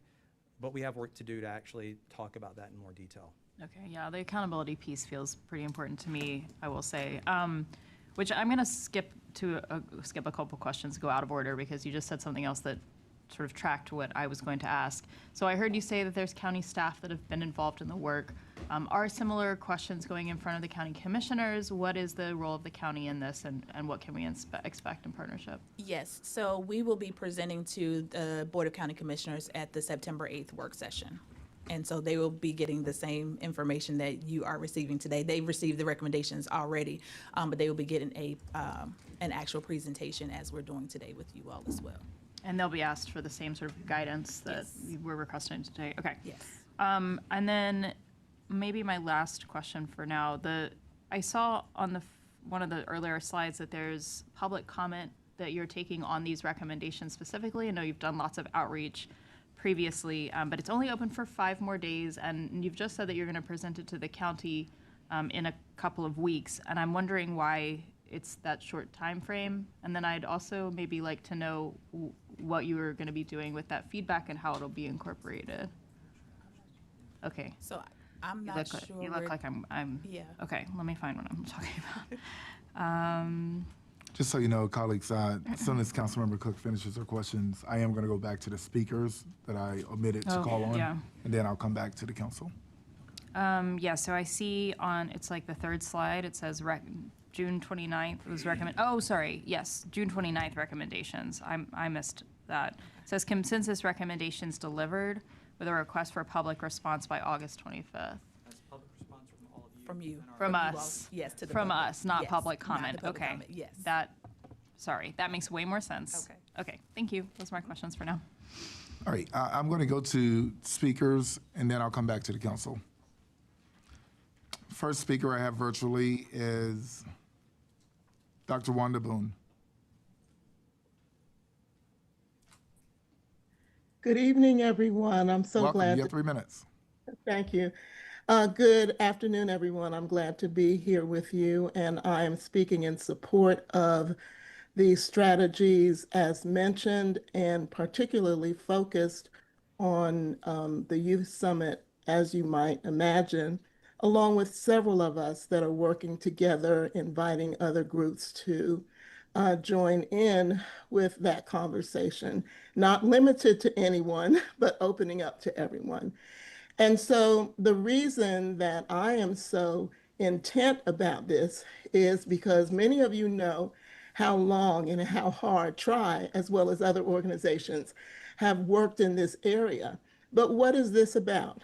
Is it about Wanda Boone and TRI, or is it about our next best hope for preventing, reducing violence in Durham?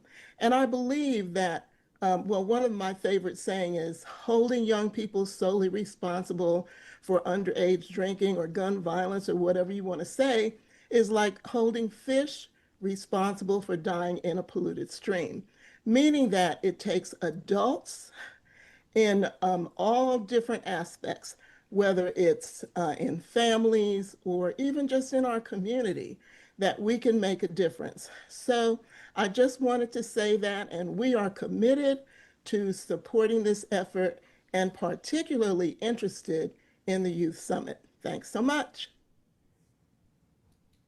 Thank you. Next, I have Kevin McIver in person.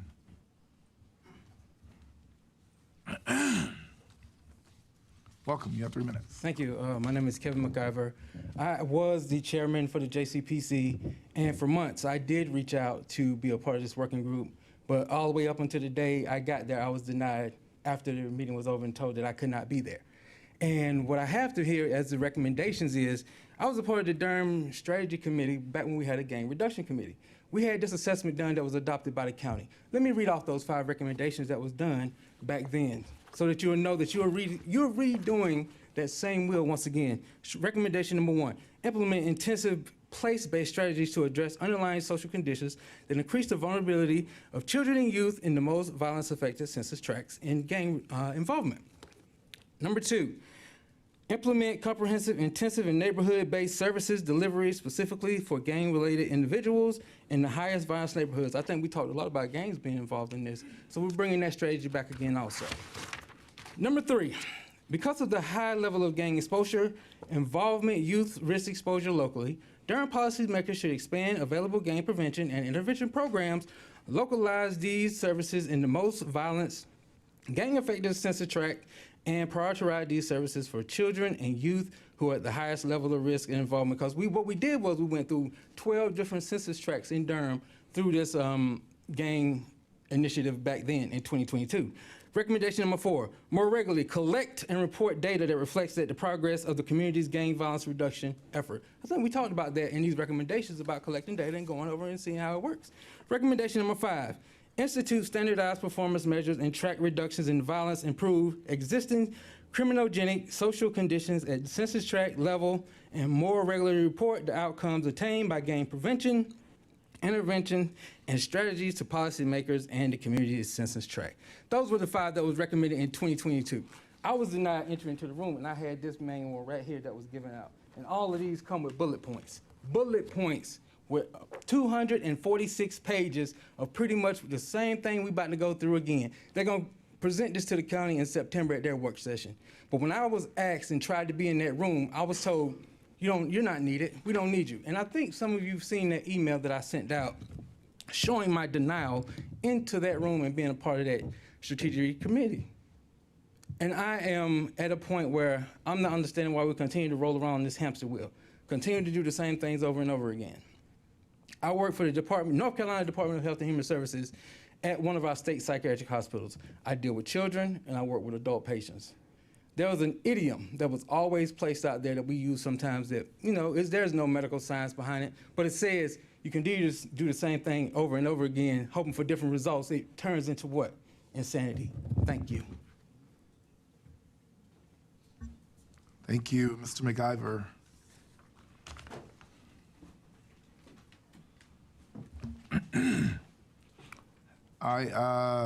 Those are all the public speakers I have. Yeah. So I'll bring it back before the council. Mayor Pro Tem. Go back. Okay. Thank you. Good afternoon. Thank you so much for the folks who are here, either online or in person. I really appreciate all the information. And I actually appreciate Mr. McIver's comments. I will note that that is a county proposal. That means that I was on city council, I would have never gotten that. And I think that that is an example of why we failed. Earlier in the presentation, it talks about resource rich, but lack of coordination. That's why we failed. In the presentation, they talked about Baltimore, having done it 2 times before they sought some real success. And I think that is one of the things that we don't do well in Durham, and I think we see it over and over again. It's not just with gun violence, it's with homelessness, it's with housing. I mean, that's why we're getting these updates, and I think it's critical that there are 3 governing boards in this city, in this county, that make decisions collectively. That is our school board partners, our county, and our city council. And if we don't have all of those players, all of those different electeds at the board, at the table, then it's just not going to succeed. That's just a fundamental truth, because each one of us has a different lens and a different priority. It's hard for residents to interact in that way, right? That's a structurally difficult thing, but that's also the system we have, and it's also how it's democratically chosen. I hope that we also present this to our school board members. I know that they have been a critical partner in this work, and so that this same proposal goes before them. I think that they'll be extremely valuable and a needed partner, especially when we think about the youth component of this. And I'm ready to adopt all 5. I'm ready to hear the update in October. And the only thing that I have a couple of questions on is primarily around, I think it should be community-based potentially. What we learned from HEART and what we heard across the country is that the places that did it through nonprofits, they couldn't pay their people the level that government could. And that's actually one of our biggest successes in HEART, was that it is embedded in government and they get city pay. And so if we're going to embed it in community organizations, we have to make sure that those folks aren't just getting nonprofit pay. I'm sorry, nonprofits just don't pay as well as government, and we burn out those folks. So I want us to be real clear on making that commitment, if folks really want it embedded in community, that we're not burning out the folks who are doing really critical work and then aren't getting the benefits that they deserve. I will say we had to bring street outreach into HEART. Partly because Housing for New Hope, which is a critical partner to the city, but they didn't run a 24-hour hotline. They weren't in 911 radios. They couldn't get the street outreach the way it needed to into our homeless community, not because they're not an excellent partner, but because structurally it just didn't work. And so I don't want to make the same mistakes with this work. I want us to really think about the folks who are implementing, which at the end of the day are individuals, that we are supporting them and we are giving them their work with dignity. Then the other part is, and I'm going to call the county out on this, I don't want our county commissioners to adopt a plan and then not provide the money, which is what we're facing with homelessness. We have a very, very strong homeless strategic plan that we're hearing the county's going to come in on their funding, but we had to adopt it and we had to vote on it, and that is, earlier we had a resident calling out around an encampment. I will say, maybe if the county had put in their dollars, we would have the rapid rehousing dollars right now to deal with that encampment. There's real consequences when we don't fund the thing that we say we're committed to doing collaboratively. So I'm just stating that on the record right now so that folks are real clear where this council member sits on accountability. I think that's pretty much it. I'm glad. I really want to give both the mayor and Dr. Lee a lot of kudos for being leaders in this way and leaning into this work. They are Black men. They are the ones who have to see the consequence personally in a way that I don't.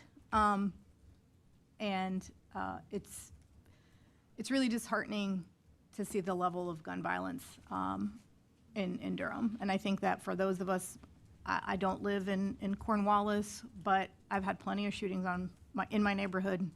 I've had homicides down the street, and I think many of us, if you live in the inner core of Durham, you've experienced that to some level, and it's not okay, and it's not how anyone should live, especially the folks who are really, really deeply impacted. So I'm ready to get started, and I'm eager and just thankful that we're here and that we can get so much learning from other communities who are further along in this process. Thank you. Councilmember Kopak. Thank you, Mr. Mayor. So first I want to thank Director Smith, Director Harris, all the staff who worked on this, the mayor and Dr. Lee, all the community participants who gave their time to this working group and the summit, and all the advocates now and over the years. I think you heard from a couple of folks, Dr. Boone, Mr. McIver, others have been working on this for a long, long time. And this is long-term work, and so I really appreciate the folks who've been doing this for a long time with their time and with their passion. I first heard about the possibility of this particular approach. We heard today, a couple of years ago, actually, in conversations I was having with Durham Can and faith leaders and other community members who were aware of this work happening nationally and wanted to see Durham explore this and see if it made sense for us as an approach. And I know the conversations were probably happening a long time before that. It is long-term work, but I'm so glad we have some specific recommendations to do work in the short term that we have a strong confidence can deliver some real results in reducing violent crime for our residents.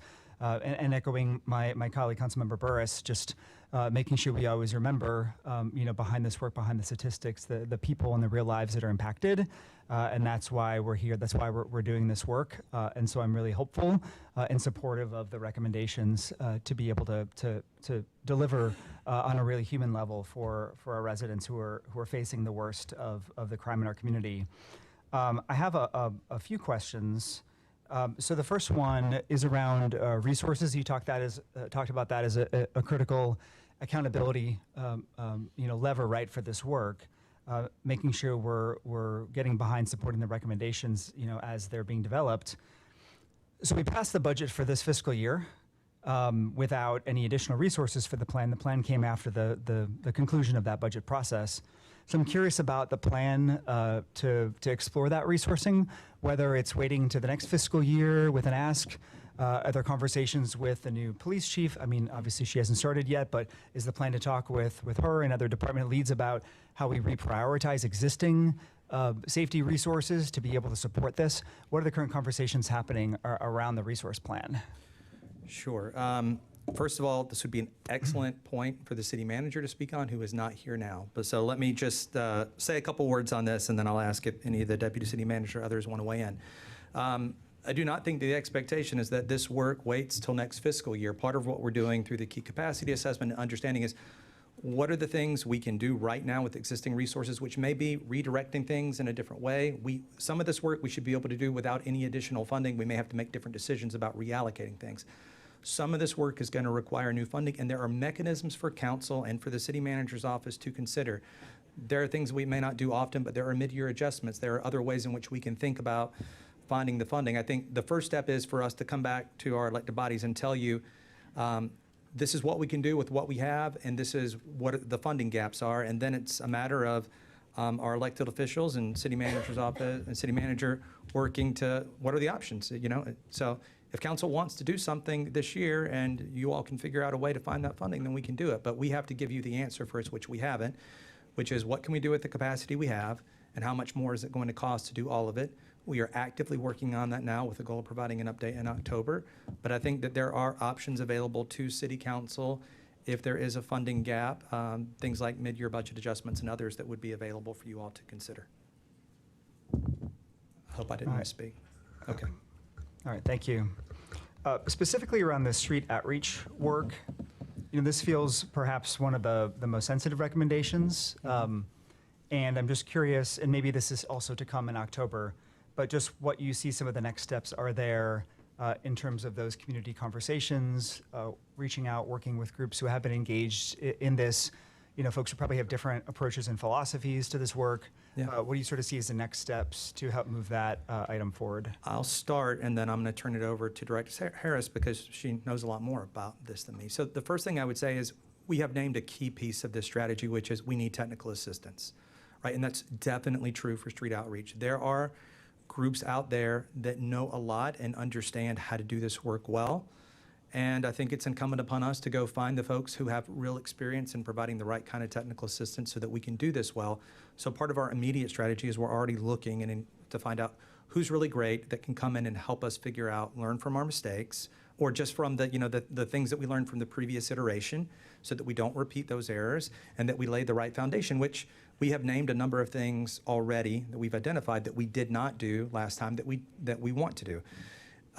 More training, thinking about the right types of certification. There's a bunch of things that Director Harris has already identified, and I really commend her for being the type of leader who had a program, who recognized those things that weren't working well and has already prepared that type of analysis.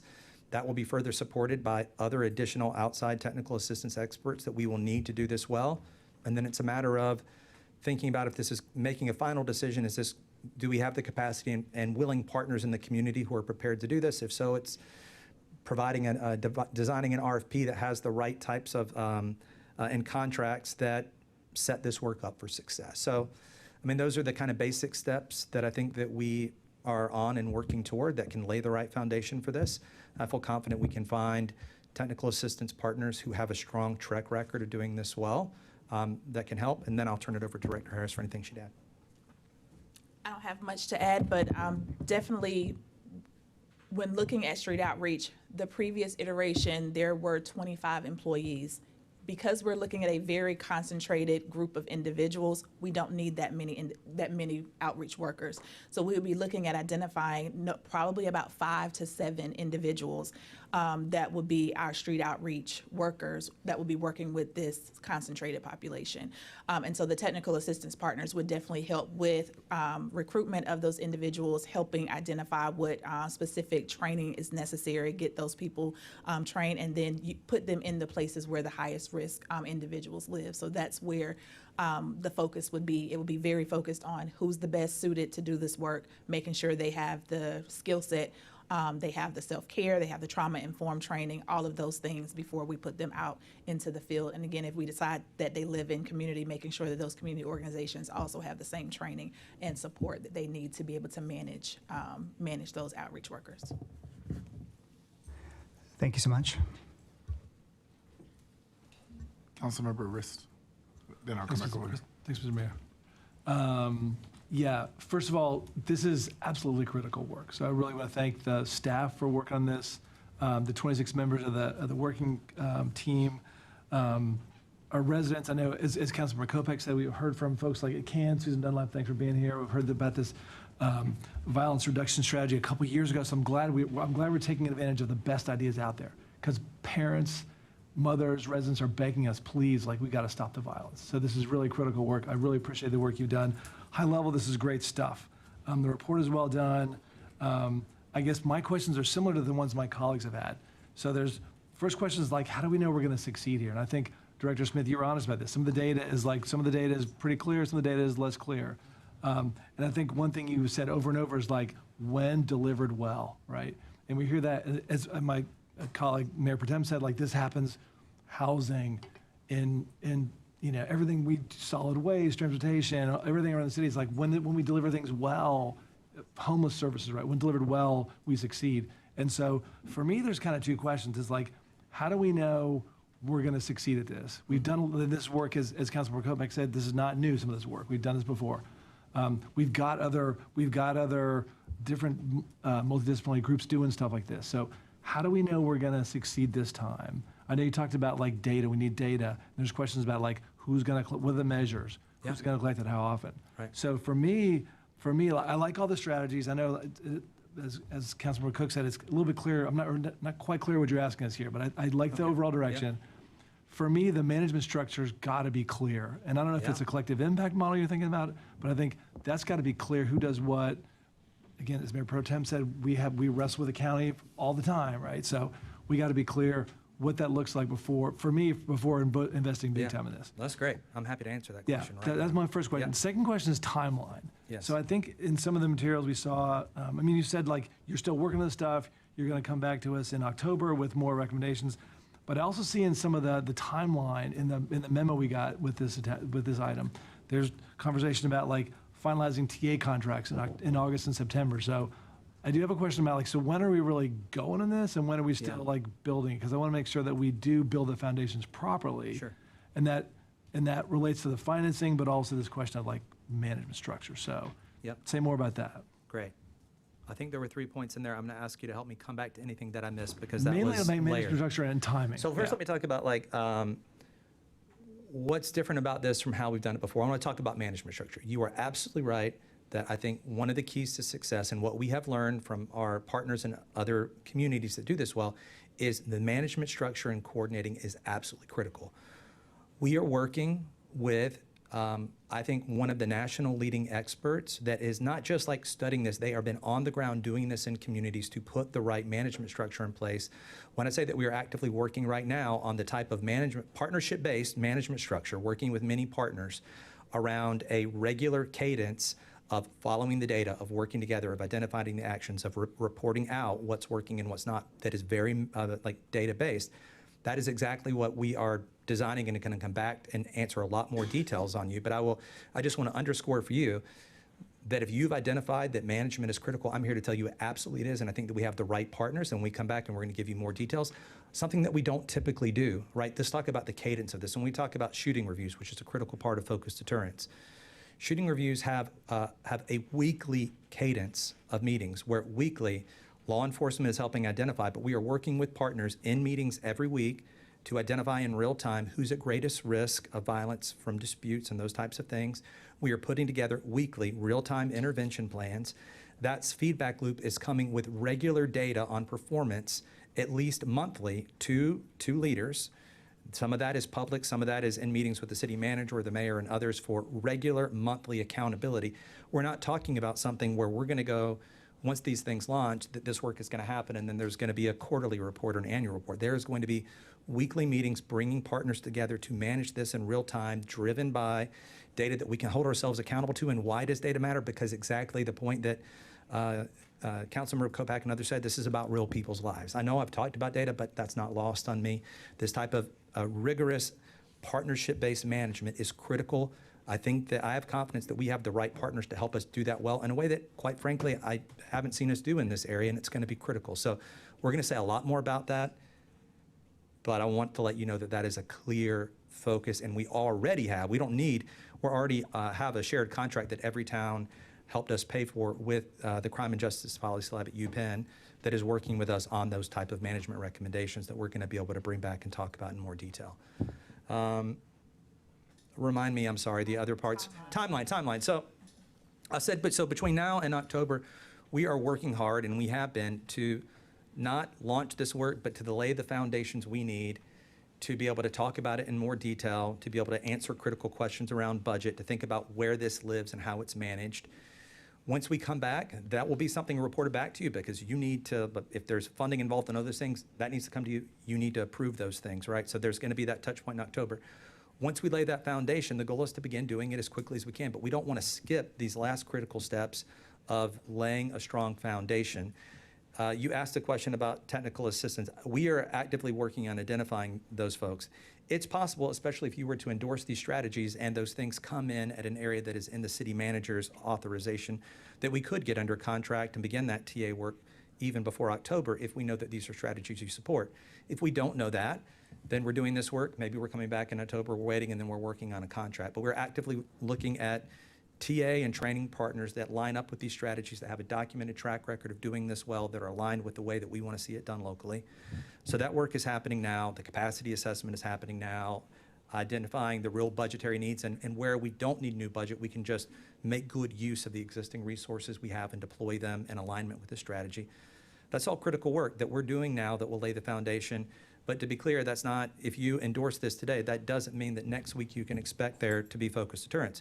You might be able to expect with our partners that we're beginning to do some of the shooting review part, but some of this work is going to take still a couple of months to shore up, to figure out. We have to build more detailed implementation plans. We're prepared and we're already doing the work to lay that foundation. Your endorsement of the direction gives us greater confidence that we should invest a lot of time in each of these strategies and not prioritize them differently. You asked what we're asking of council today. Here's the ask, and you can decide what's possible or not. We are asking you to look at these recommendations and through a resolution, basically endorse and give a green light that we want to advance these strategies. We're going to come back to you with more details on what this looks like and how much it costs, and there will be votes on that, right, depending on it. But the ask is, in as much as you support any of these resolutions, endorse that strategy. If you want to line one out and say, no, not yet, that's great. But we have put together a resolution that basically summarizes the working group recommendations and is an opportunity for you to formally basically bless this direction and say, pursue this earnestly, come back with an action plan. We're ready to do it. You might have some final questions that will work out in that and those further conversations, but it is giving an endorsement of this direction, a very formal endorsement that also builds confidence that there's real momentum behind this. So that's what we're asking today. No, appreciate that. Yeah, I think the devil's in the details here. And again, this is like absolutely critical work. Timing is the essence. So appreciate those responses. And I look forward to, to continuing this work, hearing from you in October, but also as you sort of can, as you free up resources or can find ways to sort of find resources, begin to build this foundation. Because I think the foundation is so critical. So thank you. Councilmember Baker. I have just a couple comments and a couple questions. First of all, I want to join my colleagues in thanking the folks for all of the work that you've put into this. Obviously, very, very important work. I also want to acknowledge Councilmember Bursch's comments about the importance of inclusion and trust building. So my first question is, can you share, just as an example, kind of what are some of the opportunities for redirecting those existing resources? And I'm thinking kind of like the Office of Survivor Care. Is that something you might consider folding into that category of redirecting existing resources? Yeah, let's take that because that's in my department and I know more about it. So I can say, yes, that's a great example, Councilmember Baker. So as an example of what that would look like, Office of Survivor Care is considering, so they've been having some conversations with DHA. We know that some DHA properties are also places where we see high concentrations of gun violence, in focusing some of the Office of Survivors Care work in those communities, and specifically also developing a particular aspect of programming that could be focused in the areas that we prioritize initially. They're talking about, for example, when a shooting occurs, the Office of Survivor Care would organize community partners and canvass in those neighborhoods that we have lifted up as a high priority focus, recognizing that the trauma and harm that comes from gun violence may impact any number of folks living in that community, going door to door, offering resources there, making sure that people know that we are extending support and care, recognizing that. DHA has been very interested in that. I think that's just a small example of a program that exists that could be focused and aligned with this strategy once that strategy is endorsed. I think there are probably other things that could be considered. That's work that we're actively doing. I don't want to get out over my skis to suggest things before we have a chance to I appreciate that. I just wanted to get an example there. We've talked a little bit about metrics, measurable outcomes. How do we build in place that accountability so that if we have a 10% reduction target and we're not seeing that happen, we're investing resources, we're not seeing the outcomes, things go wrong, we're not implementing it well. How do we make sure that we have the safeguards in place and we intervene and change direction? Great question.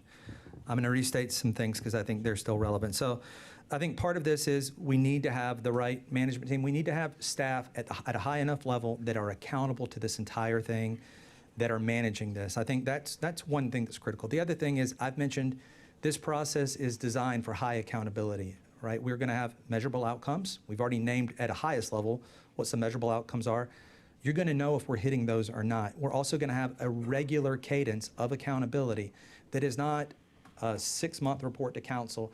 We're going to have weekly meetings with key folks that are implementing this work.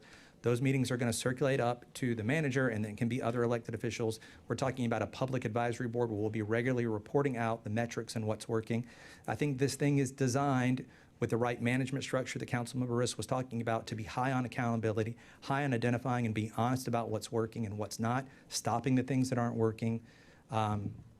This process is very designed to do that. Okay, thank you. And we know that down the line, we're going to be receiving budget requests around this. I think this is a very high priority.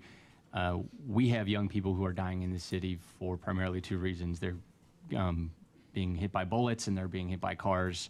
And we have a Vision Zero action plan. Now we have this plan. We need to implement both of them and invest the resources that's necessary to make them both successful. We are also in tough budget times that are only going to get tougher. And so if we are serious about really tackling the issues of the day and the things that we need to get done in the city, we have to talk about revenue. We have to be very intentional about revenue and thinking about it and working toward more revenue without putting more burden on our residents. And we can't talk about that without talking about the largest landowner in our city that doesn't pay property taxes. And we can't just approach them for this program or that program. We need assurances every single year that that they can support the general fund in a democratic way, and I think that's important. So appreciate once again the work that's gone into this, and look forward to more to come. Thank you so much. Thank you all for your comments. Thanks to the public. I want to recenter us on this conversation. This is about us. It's not about Duke. It's not about anyone else. It's about us and our decisions that we make first, right? And this is a public health crisis as well.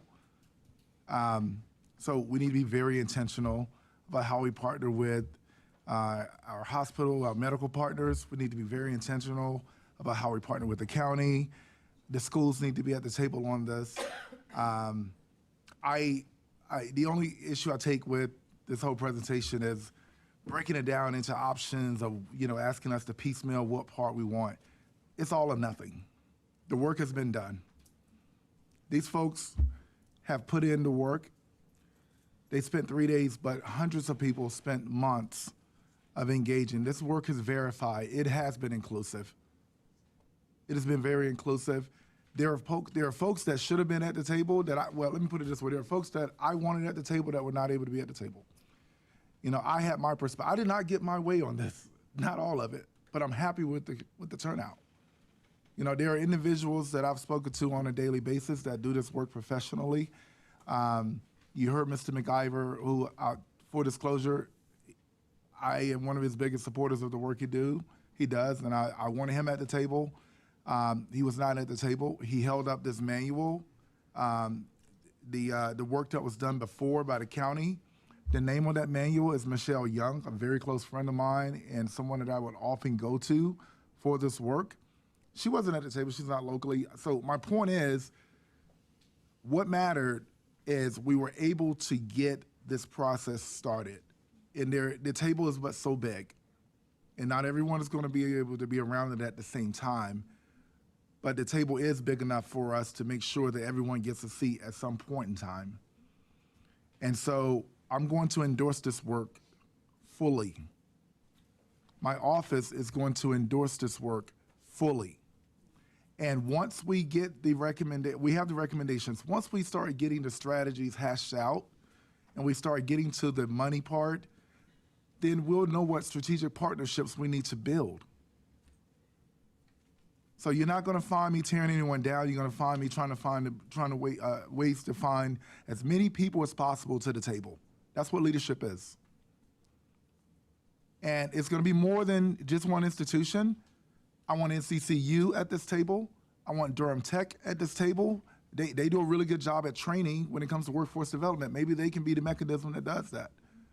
You know, if we do nothing, then people are going to continue to have to go to the hospital. So when it comes to the medical side of this, Duke Health, I appreciate having a hospital that's like, look, we want to be a part.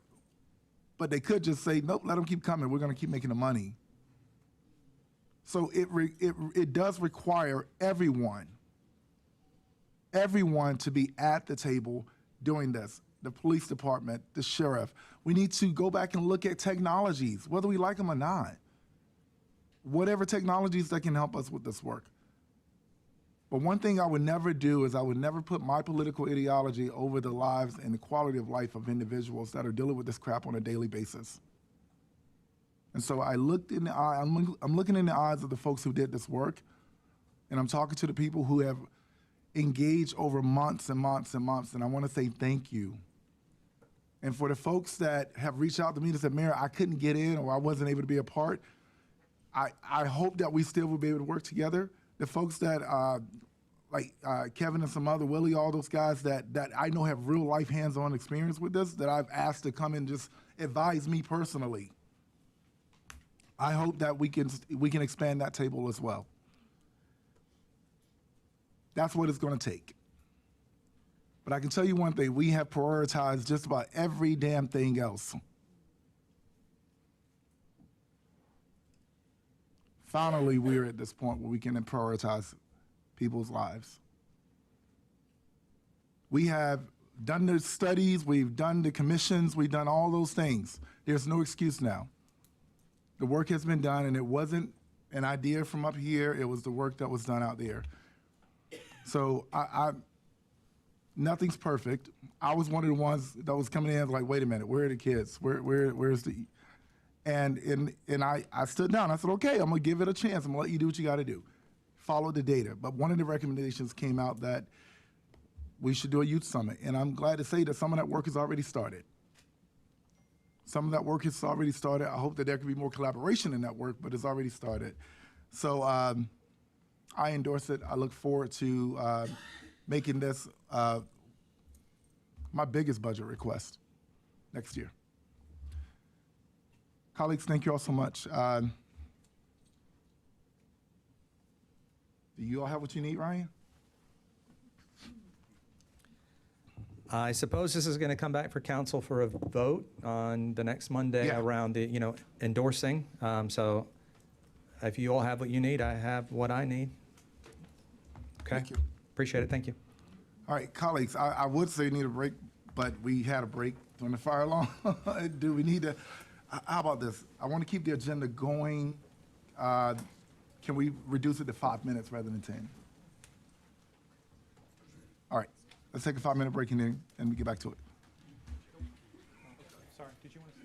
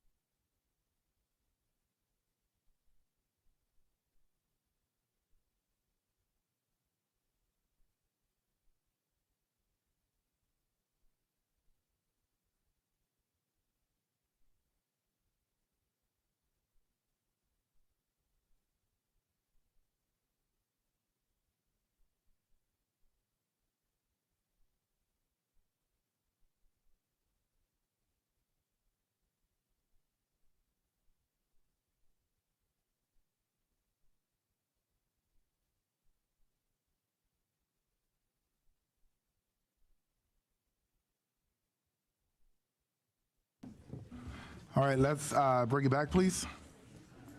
Ryan, could you just reach out and if he's still in the building?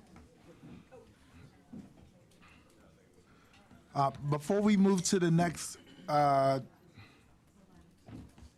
before we move to the pulled items, there was just a little confusion on the signups, and excuse me, there were two individuals that I looked over that I didn't see, so I'm going to call them up to provide commentary to this to the item we just finished the presentation. So, Ms. Tiffany Swoop, and we'll check in on the other. We're checking in on the other person. Yeah, Steve Chalmers. Yeah. Welcome. You have 2 minutes. Thank 3 you. minutes. Good afternoon, everyone. I wrote notes, and that's something I typically don't do, but I don't want to miss a beat today. Greetings to you, Mayor, Council. Thank you very much for keeping this issue a priority. First, I want to say I support this evidence-driven approach to violence reduction and the city's commitment to creating a trauma-informed, evidence-informed, healing-centered response to the trauma that's impacting our communities. I especially appreciate the recognition that reducing violence requires more than enforcement. It requires collaboration through partnership, services, support, healing, and community engagement. Thank you again, Mayor Williams, for keeping this a high priority. And I also just want to mention, people don't know how Councilwoman Burris shows up at almost every homicide site and is there supporting the family off to the side. That needs to be acknowledged. She's carrying a heavy load that I think we all should share in this city.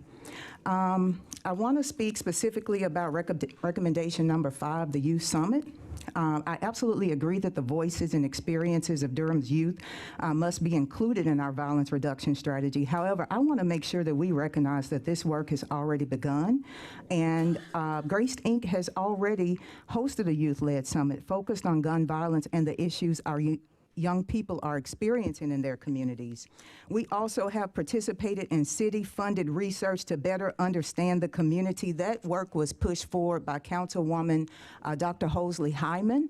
That project was a collaboration between the Office on Youth under Laura Khalil's guidance, partnered with Youth Mentoring Collaboration, myself and Larry Thomas of TMLA, who was here earlier. We were a part of that team. For a year and a half, we spoke with partners in the community. We spoke with youth in the community. We spoke with providers in the community. Where is that report? Grace Inc. has done further research with UNC Chapel Hill Gillens Global School of Public Health. This is definitely a public health crisis that we're living through, in addition to our work being supported by North Carolina Central Psychology Department under the leadership of the psychology chair, Dr. Livingston, who is a clinical community psychologist who has actually done work similar to this in Michigan over 25 years, which is the ADP version of our youth-centered strategic plan that I presented to the council and mayor last year. Rather than convening another summit, I'm asking that our young people to tell us, and asking our young people to tell us again what they need. I would like to see us build upon the information and the youth voice we already have, identify any remaining gaps, and move forward towards implementation. Thank you. Thank you.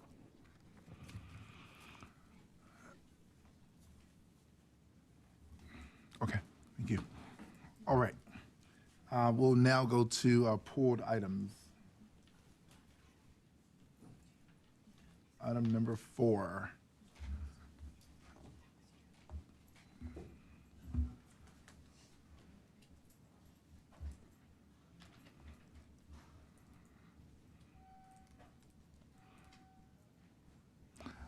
All right,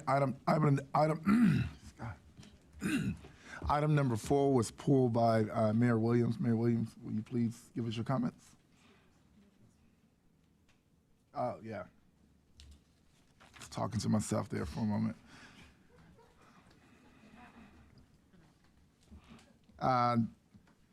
The first person I have for this item is Elise Ballon, or Ballon.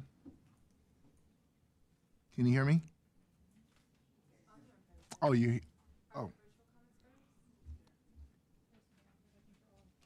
Okay, well, just come on up. I had you sign up as virtual, no worries. We're gonna figure this out. Good afternoon, Mr. Mayor, Madam Mayor Pro Tem, City Council members, staff, and Durham community members. My name is Elise Ballin. I'm the chair of the Durham Workers' Rights Commission, and I'm here to voice the Commission's wholehearted support for the resolution recognizing ASIA and WSU tenant unions. We believe that unions are the way forward to advance the rights, power, and dignity of the working class, and we believe that tenants' unions are a vital part of building and exercising our power as workers, as housing security directly affects the workers' ability to negotiate, live, and thrive safely. When residents and workers are forced to live in unsafe conditions, as the ASIA and WSU communities have been, the imbalance of power against the working class is further exacerbated.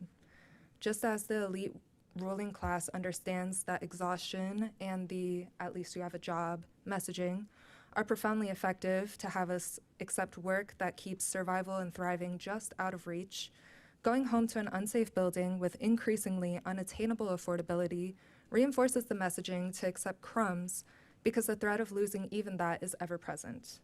Parasitic landlords, like exploitative employers, benefit from the imbalance of power that unions seek to disrupt. This is Durham's opportunity to reject that residents should just be grateful to have the bare minimum roof above their heads. This is the council's opportunity to reject the cycle of abuses of power that beget further abuses of power. We believe that recognition of tenants' unions and supporting their formation and maintenance in every capacity the city has is essential to building the democratic and safe city that Durham strives to be. Thank you. Thank you for your comments. Next person I have, oh, you signed up twice, and okay, I see what you did here. All right, the other folks are resource. So basically, I pulled this item because I really wanted to this item was recommended to the council by Councilmember Baker, and I appreciate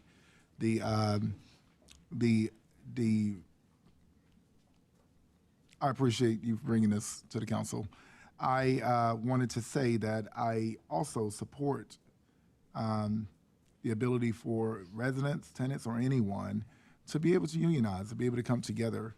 I also wanted to recognize that the folks that are named in the resolution, the housing units, have their concerns, and I have personally listened to them, the residents, and their concerns. The developer named in the resolution, I have personally sat down and met with the developer, and I have brought those two conversations together as well. And what I wanted to really focus on were the residents and their request. And I just wanted to state publicly that for whatever reasons, the residents wanted to meet with the developer and they said they couldn't. And the developer said they wanted to meet with the residents and they said they couldn't. And I wanted to rectify that. And now both have agreed to meet with one another. And the city's community engagement department has availed themselves to be a part of mediating that conversation. And I feel like now it's really truly centered on the residents and them getting what they want. The ability for folks to unionize as tenants or in whatever capacity, I do support. So in regards to the resolution, I support that idea, but I do not want to utilize this body as a way to go after any particular organization or any particular people or residents, because it becomes less about the actual people. It becomes less about the actual people in general and more about that specific location. So I just wanted to state publicly I support the idea and wouldn't be against that, but I do want to modify. I would recommend modifying the resolution to be about the idea of residents being able to do as such rather than just this specific one. And I'm not speaking that from my own opinion. I'm actually speaking that after having verified conversations with both parties. Yeah, go ahead. Thank you, Mr. Mayor. Yeah, I think that, over the years, we've had several, and I'm just going to say it, I mean, there are a lot of bad actors and there are a lot of bad landlords. I think We have an eviction diversion attorney. I've spent a significant amount of time in eviction court. Again, there's some pretty crappy landlords out there in the city of Durham. I would support a resolution that is broad, not targeting an affordable housing provider that is a critical partner of the city of Durham, that was actually coaxed into coming into the city of Durham, and that many people are actually watching to see what we do, because other affordable housing providers, my mom, just full disclosure, not in Durham, but in the city of Tucson, lives in subsidized housing, senior housing, that is partly funded with their housing authority and another entity. And it's probably the most protected housing she's ever had since she's been a renter. We know what her rent's gonna be because we know what her Social Security payments are gonna be. We know they can't kick her out just for any BS reason. We know they can't jack up her rent. It has provided a very, very stabilizing housing for my mother psychologically and for her family. She had been in substandard housing in the city of Tucson with the landlord who never fixed anything and continuously increased her rent even though her Social Security payments weren't going up. That is what we know many of our seniors face until they are able to qualify and to get into this kind of housing. I understand there's been some very detailed emails that have come through from the landlord about the fixes that they've done. We've had similar issues at some of our other properties. Sometimes management companies change, sometimes residents change, and they're not following the rules, right? We've heard that in other places where people propping open doors, and then folks who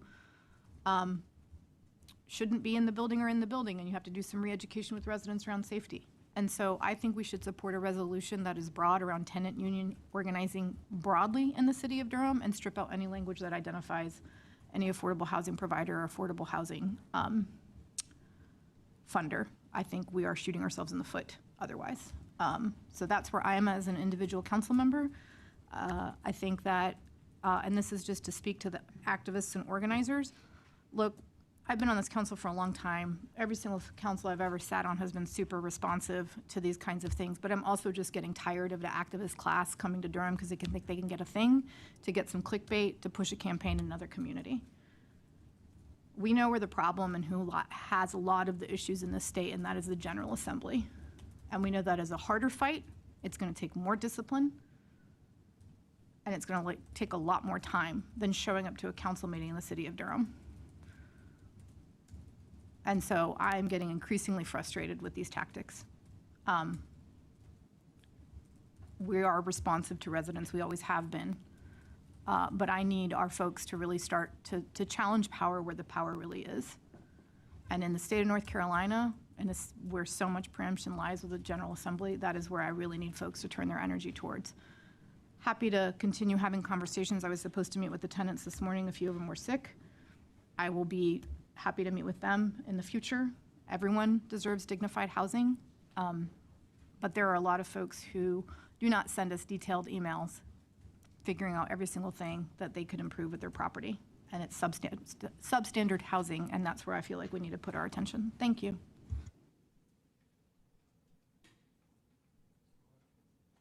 Yeah, thank you, Mr. Mayor. I appreciate the comments from my colleagues. I'm feeling a similar way. I'm happy to do a resolution that supports the right of tenants to join unions. That's pretty clear. I don't think anyone who's been watching this council for the last 10 years should have any question about this council or previous council's support for folks organizing. That's pretty clear. We've passed like 3 resolutions in the recent past about organizing. I'm happy to take some language or strip language out that refers to particular parties, because I think that would be not our role. I'm worried that we are wading into sort of essentially questions about strategy between 2 parties in a negotiation. That's not our role here. To me, to hear that landlords in this case identified as parasitic landlords is a joke, okay? We have landlords in this community that we want to improve what they're doing. They're not great landlords. We have other partners who do affordable housing that we're so lucky to have here, and that includes Self-Help and DHIC. To be honest, when we developed Willard Street, as I recall, Self-Help actually encouraged DHIC to come to Durham to do this work with us. So we need to identify who are the bad actors and who are the mission-aligned partners that may have challenges and stuff, and they got to manage their properties, and that's clear. But for us to wade into the middle of a dispute between 2 parties makes no sense. And that's not the tool that a resolution should be. A resolution is a policy document. I'm happy to pass a resolution clarifying our clear support for tenants joining a union, but not waiting into the middle of a dispute between two parties. It makes no sense. So I'm really concerned about us wasting more time on these kind of resolutions and not spending time on other important things on our agenda, like the Durham Freeway, an item coming up, like the legislative update, because the legislature is the biggest thorn on our side, right? We've got a closed session coming up. So I'd appreciate this council focusing on the work that we have before us and not getting dragged into sort of small items like this that I think are really not worthwhile. So happy to support a resolution that generally supports organizing, but let's not wait into the middle of a dispute between two parties. Thank you. Thank you. And before I move to anyone else, I do want to state that I spoke to the landlord as well as the residents. And when I'm saying remove individual parties from the resolution, I mean that on both sides. Because the residents, they have very valid concerns, and we took those valid concerns to DHIC. They had support through the tenants union, they had support through their mayor, through elected officials, and those concerns are being addressed. And not only have they been committed to be addressed, they're actually going to be having a sit down. So what I'm really trying to do is depoliticize residents and their lived experience, and also like not pretend that our very few supportive affordable housing developers are painted in the same bad light as slumlords. All right, anyone else? Go ahead. So are folks suggesting sending me requested language modification? If I can respond to that, typically, yes, that's what we do at the work session. We talk about our concerns and we offer edits back, and then the author can accept them or not, and then that's what moves forward. But yes, that would be the opportunity for your colleagues to send back track edit changes. Okay. I will certainly accept requested edits from colleagues sooner rather than later, but over the next week and a half. Absolutely. You want to go and then? Go ahead. Yeah, so I don't think that residents organizing in these buildings, that Ashton Seniors in Action, that Willard Street United, I don't think that's a waste of time. I don't think resolutions like this are a waste of time, and let me explain why. Tenant unions and unions in general have such low density in the state of North Carolina and in the city of Durham, and very little legal structures around tenant unions in particular that make it very difficult to organize. And so when there are these rare and unique and precedent-setting opportunities, we need to highlight them in order to lift up tenant organizing in general. It's not like building after building after building in Durham, North Carolina is unionizing. I agree, we shouldn't have to spend tons and tons of time discussing something like this. I think it should move through pretty quickly and easily without much challenge. I believe that we are standing on bedrock progressive principles and human rights principles of the right to organize. This is not an amendment to any contract. It's a statement of position. This is not taking sides, and it's an expression of basic support that ordinary people should be able to sit at the table, that there are sides, not taking sides, that acknowledging that there are sides. While this is in some ways precedent setting, something like this is not unprecedented. We've made statements like this before, and in fact, not that long ago, we've passed things like this. This is not an amendment to any contracts. It's a statement of position, as I mentioned.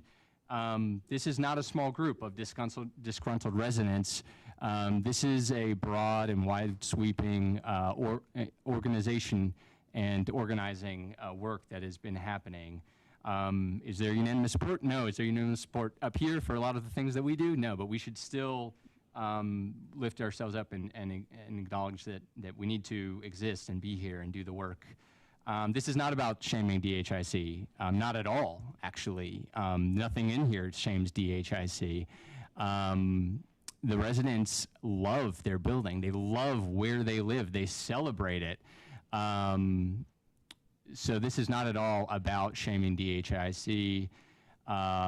If I could pick a different place with a predatory landlord, I would. But the tenants organized. They want to do this. They want to be here. They are here. They're sitting here. I would actually, when I finish, I would like to hear from a couple of you, if you do wish to speak. And why this situation? Again, because the residents organize and because they are here. Workers should be able to unionize. Tenants should be able to unionize. I hear my colleagues say, you know, it should be general, but again, this is a unique, potentially precedent-setting opportunity, and my hope is that this could be a celebration and in fact set a model, not the resolution itself, but that the relationship between the tenants and DHIC could set a model. And I say that because I want to encourage successful and good faith conversations between the tenants and DHIC. I think it's a really big opportunity and could potentially serve as a model for other buildings, whether it's buildings receiving public funding or not. I think it's a really big opportunity. I don't think this is a waste of time. I think it's important. Again, I'm happy to entertain language modifications, and we'll gladly accept those between now and Monday night. Thank you.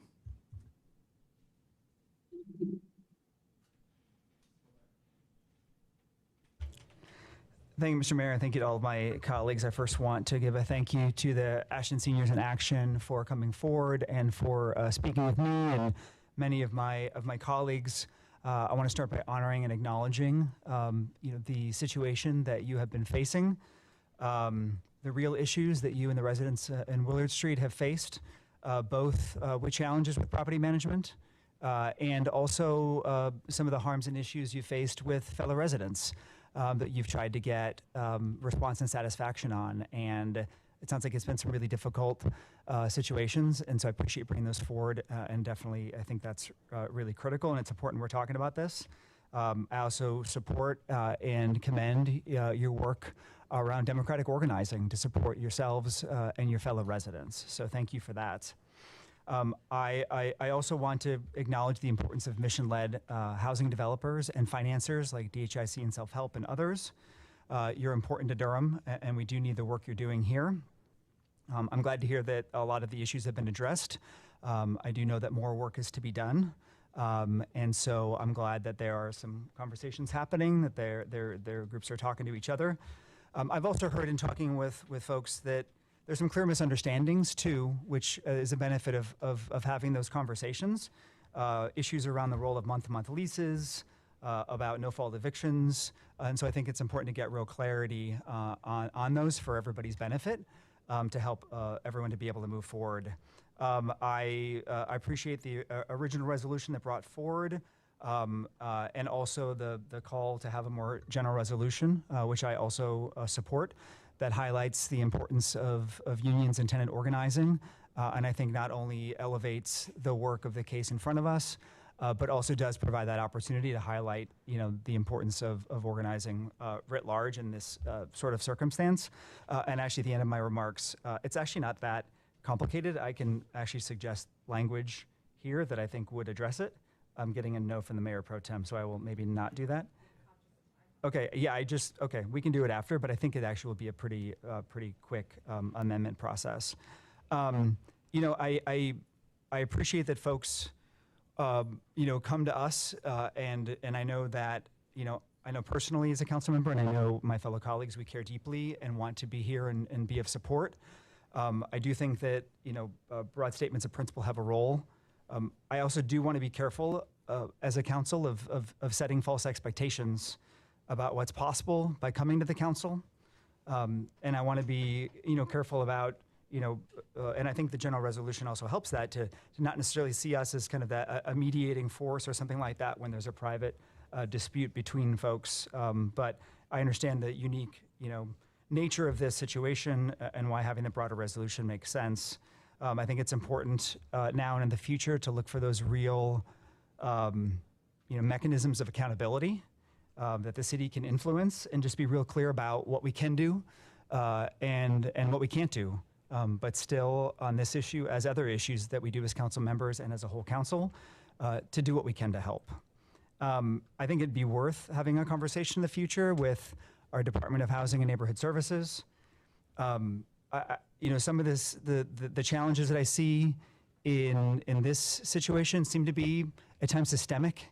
When it comes to kind of similarly structured and funded housing developments, and as we're looking to push forward on other LIHTC projects, I'd like to explore if there are ways that we can proactively try and help avoid some of the challenges that have come up. Maybe the answer is there's not much we can do to influence, but I'm at least interested in having that conversation to see about what are the things that we can concretely do as a council to be of assistance in these sorts of circumstances. So thank you to all of my colleagues, and I support the recommendation to have the general resolution in support of the work that y'all have been doing, and hopefully others will do in Durham around organizing. Thank you. Councilmember Cook? Thank you. I have also sat down with everyone, and these are our partners, and I think that something that's important is that this resolution actually is written in such a way that makes the light of it sound that self-help and DHIC have actually been working with the tenants, and I don't think there's anything in the language that says otherwise. So I actually asked them yesterday sort of what in the written language felt like an attack, and a lot of the conversation was around what the context is moving into this resolution.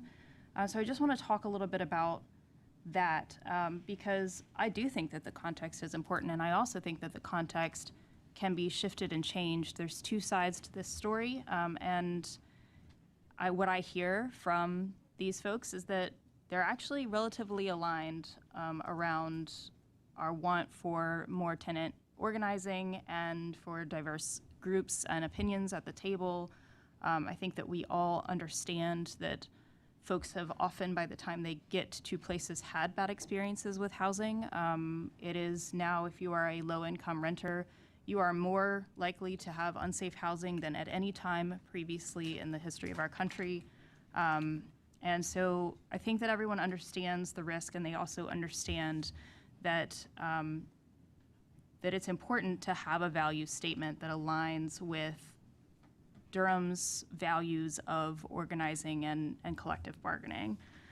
I want this to be a celebration of the unions that have been formed. And I think what Councilmember Baker said is really important. We don't see a lot of these unions formed, and I do think that having them named is really important for that reason. We actually did a very similar resolution, and we named the business not that long ago, and it wasn't related to us at all, right? But this business is related to us. We partner with this business. And so to me, it's an indication of who we want to partner with and what we want these partnerships to look like. And so I think that the naming feels important. Of course, I'm only one person, so I'm happy to read any suggestions and see where it goes from there. But I do think that naming is important. This isn't something that we're not getting in the middle of anyone's interactions. This is a resolution. We're not going to impact leases. We're not going to impact disputes that are ongoing. We can't get in a legal setting with this. This is just a value statement. That's all it is. And so I guess the question to me is, like, do we want to support tenant unions and lift them up? Do we want to have collective bargaining? Do we want to say that we are folks who are looking in the future when we're developing these more, as Councilmember Rista mentioned earlier in his comments, and Councilmember Kopak has just stated, when we're looking towards these future developments that have affordable housing, and specifically on some city-owned land, what are we indicating that we want from our partners? And I think it's that we're looking for partners who are equally engaged with collective bargaining and the values of the city. So do we want to be pro-tenant or do we not? Do we want to send that signal out or do we not? I do, and that to me feels like an easy vote. I think that this is really straightforward, honestly. And I was hoping actually to hear from some of the folks today after a conversation that we had yesterday about it, because I think that DHIC and self-help should also be excited about this too. What a great message to say that we do low-income housing, and also we support collective bargaining, and we're excited to see that folks are organizing, and we are excited to come to the table and listen. And for then tenants to be able to say, oh, I want to move into these places. They're great buildings, they're right downtown, and also I know that I'm going to have a voice and be listened to. I think it's super important if we really want to be a council that is actually pro-tenant rights. We can say it all we want to, but we also have to demonstrate it as well. Yeah, go ahead. Thank you. This is actually for staff more than anything, and partly because it's been coming up as we are moving residents into newer DHA-supported or gap financed by the city, some real strong education, because I think that part of what's happening here, people have entered into these agreements with really bad housing experiences, right? And so there is a lot of fear about my rent's just going to go up. They don't actually have to fix a thing. And that's not how these properties work, because they actually have a lot more rights than your average renter in North Carolina. And so if we could do some real robust education with folks as they move in, I think one of the questions around the leases that people didn't think that they had a choice if they wanted to go month to month or if they wanted a year long, that it wasn't prescriptive, that there was a lot of flexibility with that. And so that we can get to a space where folks aren't adversarial necessarily, even if they've come from having to be adversarial, and rightfully so, right? I think many of us remember, I mean, we've all had a bad landlord, right? We've all had landlords who didn't respond, didn't fix things, were predatory, and that's the experience that folks are walking into, especially if you're a senior, right? You've had probably a lot of bad landlords at that point. And I do think that that is incumbent on city staff, maybe working with engagement. Like when we have residents moving newly into these buildings, what are your protections under federal law? If the tenant union wants to really work on that, that education campaign is going to go a long way, I think, to help mitigate some of the fear that I understand why people feel that way. And I would too in that scenario. But I think we need to work towards calming and not towards, again, just agitating, just because, and we're in a moment where everyone is agitated, and we have to do the work in this community to tone it down. Because we have done this before. Durham is not New York. Durham is not Denver. Durham is not Seattle. We've got 15 years of really intense progressive work here. And so what are the lessons that we've learned? And how do we do the work in a way that is affirming of folks and not adversarial, especially when they're new folks who have come here and maybe lived here for 5 years and they're taking their own fights from their own communities, and it's just not how we do it here. So that's the other thing that I really would like for staff and others to work on. Thank you. So I think part of this, why I gave some interest to this, is one, it really is about managing expectations. And partly how I'm here is I have had, not the residents for this particular site, but I've had residents in the past tell me, if you pass this resolution, then X, Y, Z will happen. And I don't know who tells folks that if we pass a resolution, then it's gonna solve every problem. So part of it is managing expectations. I think everybody on this council supports tenants being able to unionize. I mean, if you can unionize, you should be able to do it. For God's sake, with the state that we live in, where unionizing is attacked all the time, I think we're there. So if anyone is insinuating that there are some that support unionizing and some that don't, you're absolutely wrong. Anyone that has that perception, sorry to say, that is the wrong perception. What I don't personally want to get into is, all right, so today we have a resolution that names ASIA and Willard Street, and then tomorrow is what property? And then the property after that. I'd rather just have, as you all say, position statement for residents throughout the city, period. Now, I'm also, while we're talking about this, I'm not going to pretend that there hasn't been some politics in this. For the individuals that said, the mayor said he's a hard no on this resolution when you haven't even talked to me. And taking that to residents. Or when the landlords say, we want to talk to the residents, but we can't talk to them unless we do X, Y, Z. or when when the residents are saying the landlord won't talk to us, and it's mediation that's going on that's just totally inaccurate. And then when you talk to both sides, you bring both sides together and realize that, wait a minute, this sounds familiar. Back when Birchwood Avenue Apartments were given 30 days to vacate after being there 40 or 50 years. I was on council at the time, and I go there to help, although we had no jurisdiction, and we can't talk to you. But there was a whiteboard coming up with demands to bring to city council. My background is with the education union, and one thing I learned about it is we do have to function in good faith. And I think that the union folks here, Bull City Tenants United, North Carolina Tenants Union, are providing a level of support that many of our residents have never even received before. So I support that work. But I don't want to project false expectations that we're going to start doing a resolution for every property in the city when we can do a blanket position statement. And so I don't think that this is a celebration. I don't think anyone is disagreeing. But I didn't run for mayor to spend all of my time writing resolutions when we can actually put policies forth to actually do something about it.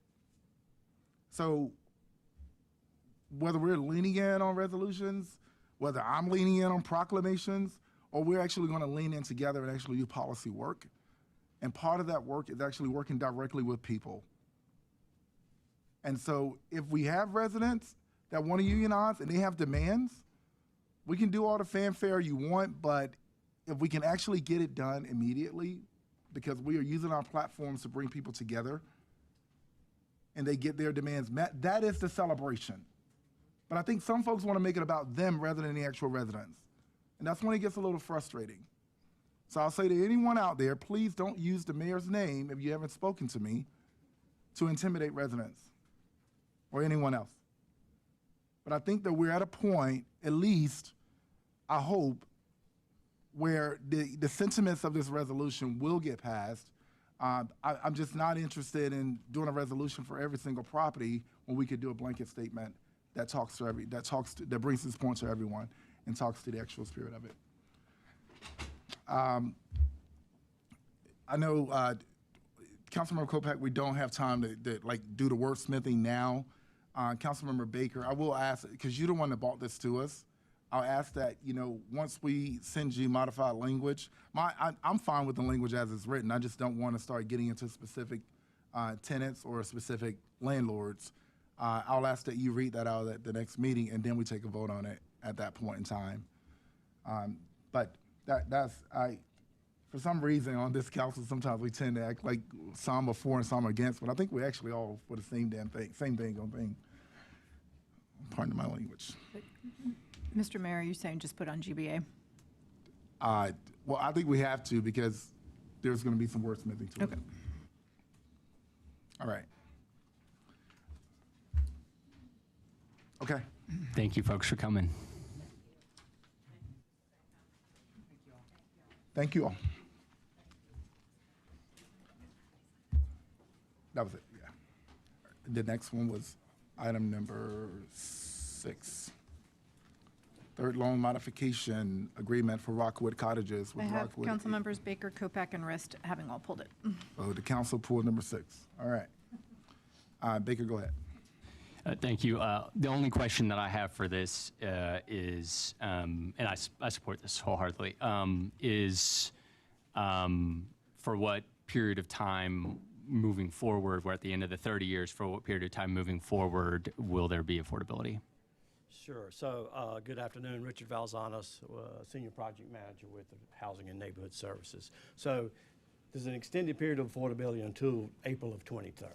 And so that was kind of the framework we worked around when we were negotiating. Was that 2030? Yes, 2030. So that was kind of the framework that we worked around when we were having that discussion with Woodland Associates. So the goal there was try to come up, could we modify the loan agreement and to make sure we didn't impact the existing residents at the site.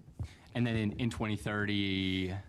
There's probably going to be some more conversation, right? And it probably would be to the extent of can we get an extended period of affordability? But my guess there'll be a funding request associated with that conversation. Okay.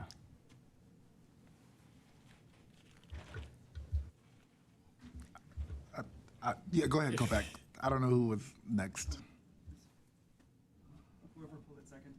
I mean, I have a similar question. So I mean, I appreciate the spirit of this. I appreciate that we're trying to maintain affordability in this property. But I do have, it does feel like we're forgiving 40% of the loan in return for 4 more years of affordability. Right. And I don't know if that's a high cost or low cost. I guess my question would be, is there a little more analysis here? Like, so what does that look like in terms of the cost per unit? You know, so like, just to break this down a little bit. Right.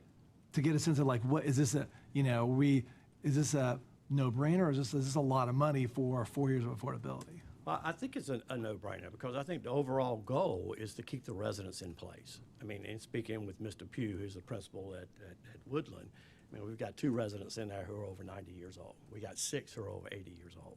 So I think, you know, the spirit of it is to try to keep our residents in place and prevent Mr. Pugh from going out to the market and having to get a conventional loan to repay the city at $691,000. So it's, you know, we're looking at 280 divided by the 20 units. Can't do that math on top of my head, but, you know, over an extended period of time, I think that's a cost that we should be able to absorb. And again, it doesn't replace, you know, it costs us X amount of dollars to replace a new unit. So we're continuing to, you know, keep these 20 units in the inventory for affordable housing. So the amount to be forgiven is about $280,000. Yes, over a 4-year period, correct. So divide by 20, and so it's like $14,000 per unit over the 4 years. 4 years, yes, sir. So that seems like given we were just having a conversation the other day with Director Venus about the delta needed to bring a market unit to affordability, which at that last presentation was around like $50,000, or I think in 505 was like 75 to, yeah. That's correct. So this seems affordable. It does. I guess then my further question would be, so if it's only 4 years down the road, like, and it seems like the owner may have the same, 4 years from now, he's gonna have the same concerns, right? He's got a loan, he's gotta either refinance or do something, right? What are we doing between now and then? Well, I think we have conversations on, you know, what do we need to do beyond that 4-year period of affordability? You know, what's it going to take for Mr. Pugh, James Pugh, who is here with, what's it going to take for Mr. Pugh to be able to keep the units affordable for an extended period of time, right? Because at year 30, typically, these investors are going to recapitalize, reinvest in their projects, and Mr. Pugh most likely is going to come back to the city with a request for that. You know, I think that gives us 4 years to have discussions on that request and what that amount of that request would be. And we would do some more in-depth analysis, as you suggested. Yeah. Thank you. Just you know, this is ironic we're having this conversation after the last conversation, that one of the partners in this city that has actually bought rental properties and kept them affordable long-term is self-help. They've done the same thing. Yeah. And yet we're going to consider a resolution calling them some kind of a, what was the word, parasitic landlord? So like, no, one of the speakers here said that exactly, those exact words, right? So let's be clear, like, this is a model, this is one model partner. We're just in the previous item,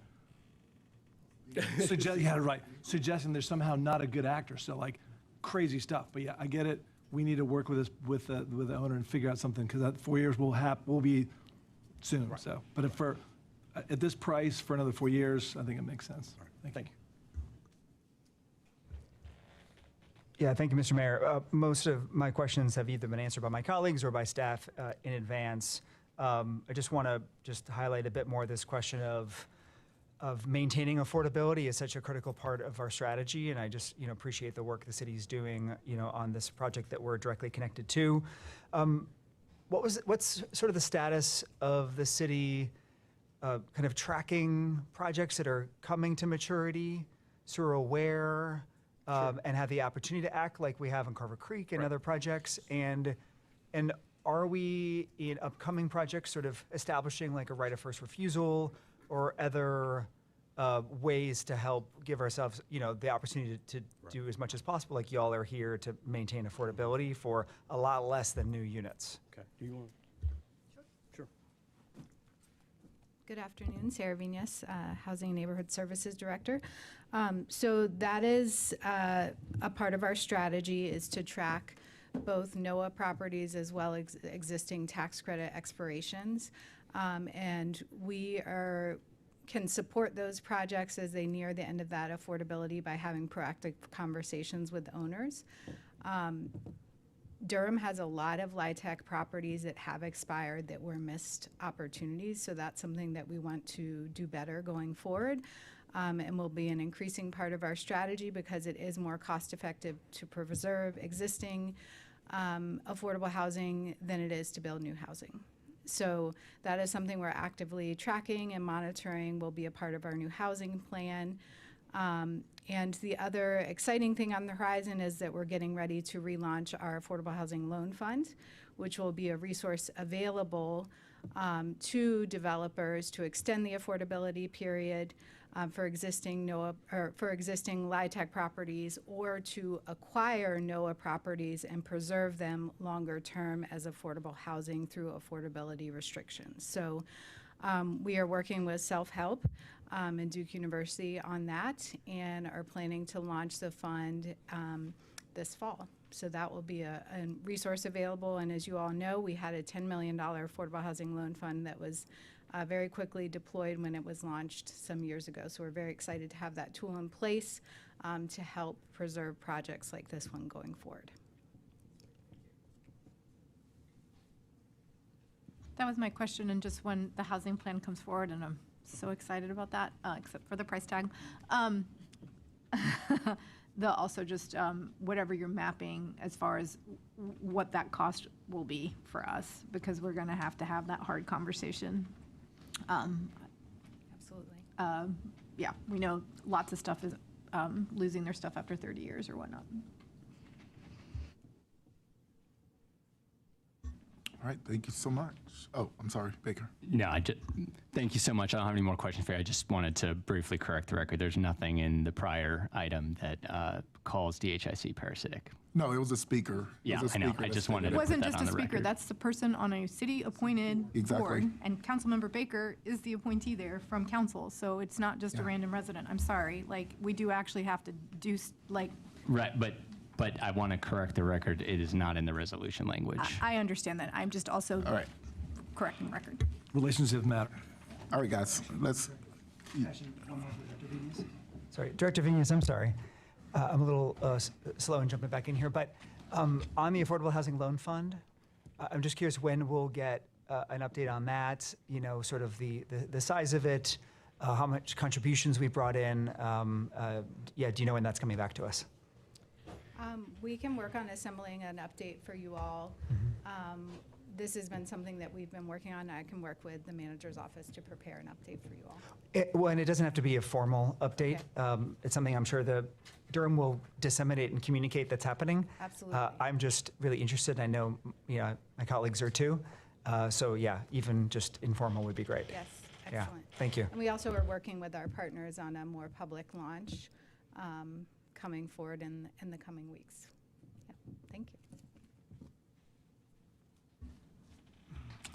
All right. Item 10 is next. And that is the biggie. Good afternoon, Mayor Pro Tem, members of the council. I'm Sean Egan. I'm the Transportation Director. I'm joined by two Assistant Directors for Transportation, Evian Patterson and Bill Judge. So I forgot, I know, I was gonna pull this as well. This is a really big deal. And I just wanted to celebrate. I know folks have probably seen me on the news a lot lately talking about it. Wanted to celebrate the work that has gone into this. This vision plan is a culmination of the public's work. And I appreciate the consultants and their engagement. I appreciate your staff and you and your staff. And I appreciate the people who have actually contributed to it. I have my bias on the options, but I think that this is an opportunity. The way I've looked at it is, governments, the government made a decision back then, and the government today is going to make a decision. And I hope that we could right the past wrongs of what happened with our community being torn apart. And I do welcome people to just, Google highway through Black community, and you will find it in several cities across the country. And you can also look at some of the work that they've done, the reparative work that they've done. And I hope that we can do the same from Dallas, Texas to Richmond, Virginia. But just wanted to open up with that. Councilmember Rist. Thank you, Mr. Mayor. Yeah, no, I'm glad you pulled this. This is a big moment for Durham. You're right. This is a chance to right the wrongs that we all know about with the freeway, which is such a scar across our community. It's been there, and will continue to be there. I guess, so yeah, thank you for the work. Thank you for the engagement with the community. Great process. I was glad to be a part of that early on as it was going on.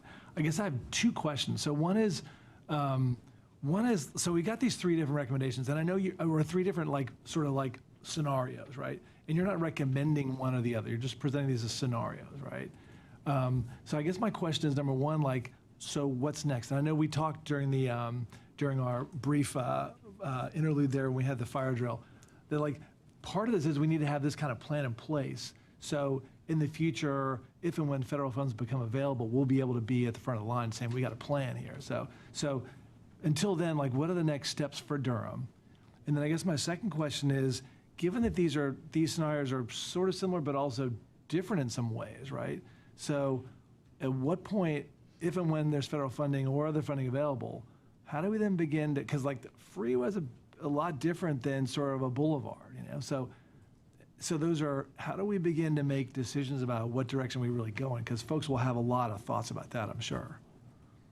Because I think it's easy now, they're great scenarios, but when, what does that process look like? So thank you for the question.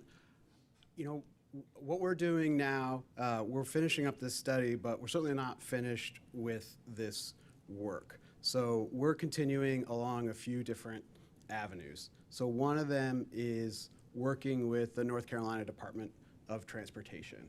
And so we've submitted a request to the department for them to provide some information about all of the bridges and other elevated structures in the corridor area. What's the condition of them? What's the remaining useful life of them? Because that's going to be a critical factor in the decision making about how to choose among the three options that are presented in the report. What is that condition? What's the timeline associated with that? What are the costs associated with either replacing or removing all of those bridges and elevated structures? So we're working with NCDOT on that. They've agreed to work with us to provide that information. We're also working with a group called the Reconnecting Communities Institute. So we appreciate our partners at the Triangle West Transportation Planning Organization reached out to RCI and said that they thought that we would benefit from some of the technical assistance that RCI, which is working with, as the mayor said, there are cities all over the country that have done this or that are working through this. So RCI is working with our peers across the country and is available as a resource to us. So when we do get information like the condition information from NCDOT, we have some technical resources available to us to complete additional analysis and help us evaluate which of the three options that are presented would be worthy of additional study or development into a design. So we're continuing that.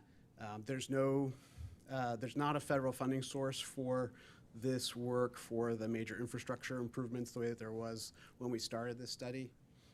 So we're gonna continue doing some of this due diligence work in the background, but the benefit that we have now is that we really do have a community-led vision for the corridor.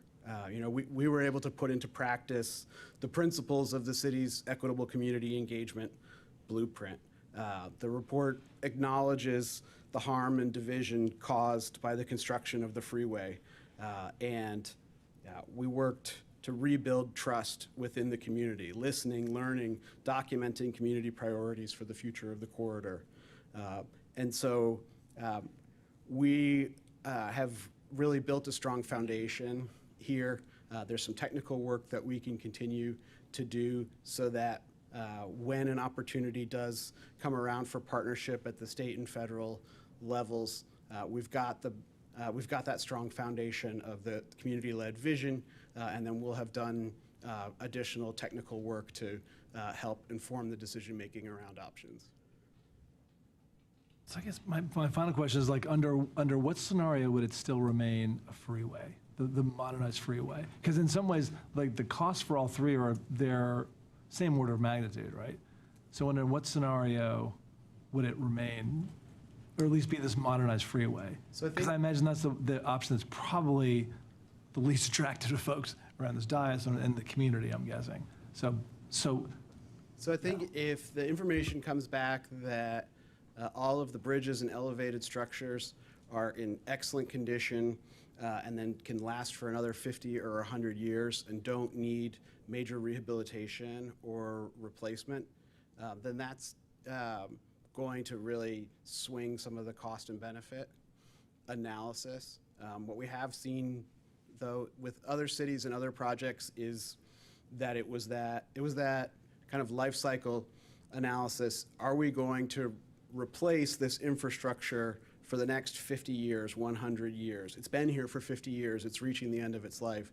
That decision point and the cost of rebuilding a series of bridges and other structures in Rochester, New York, for example, the decision makers in Rochester, the local community, the state, and their federal partners, they came together and said that wasn't the that cost to rebuild and replicate exactly what was in place, that wasn't what their community wanted. So that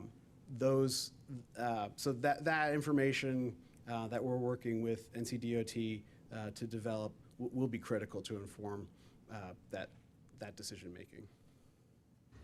thanks. I look forward to more conversation about it. Yeah, but again, thanks.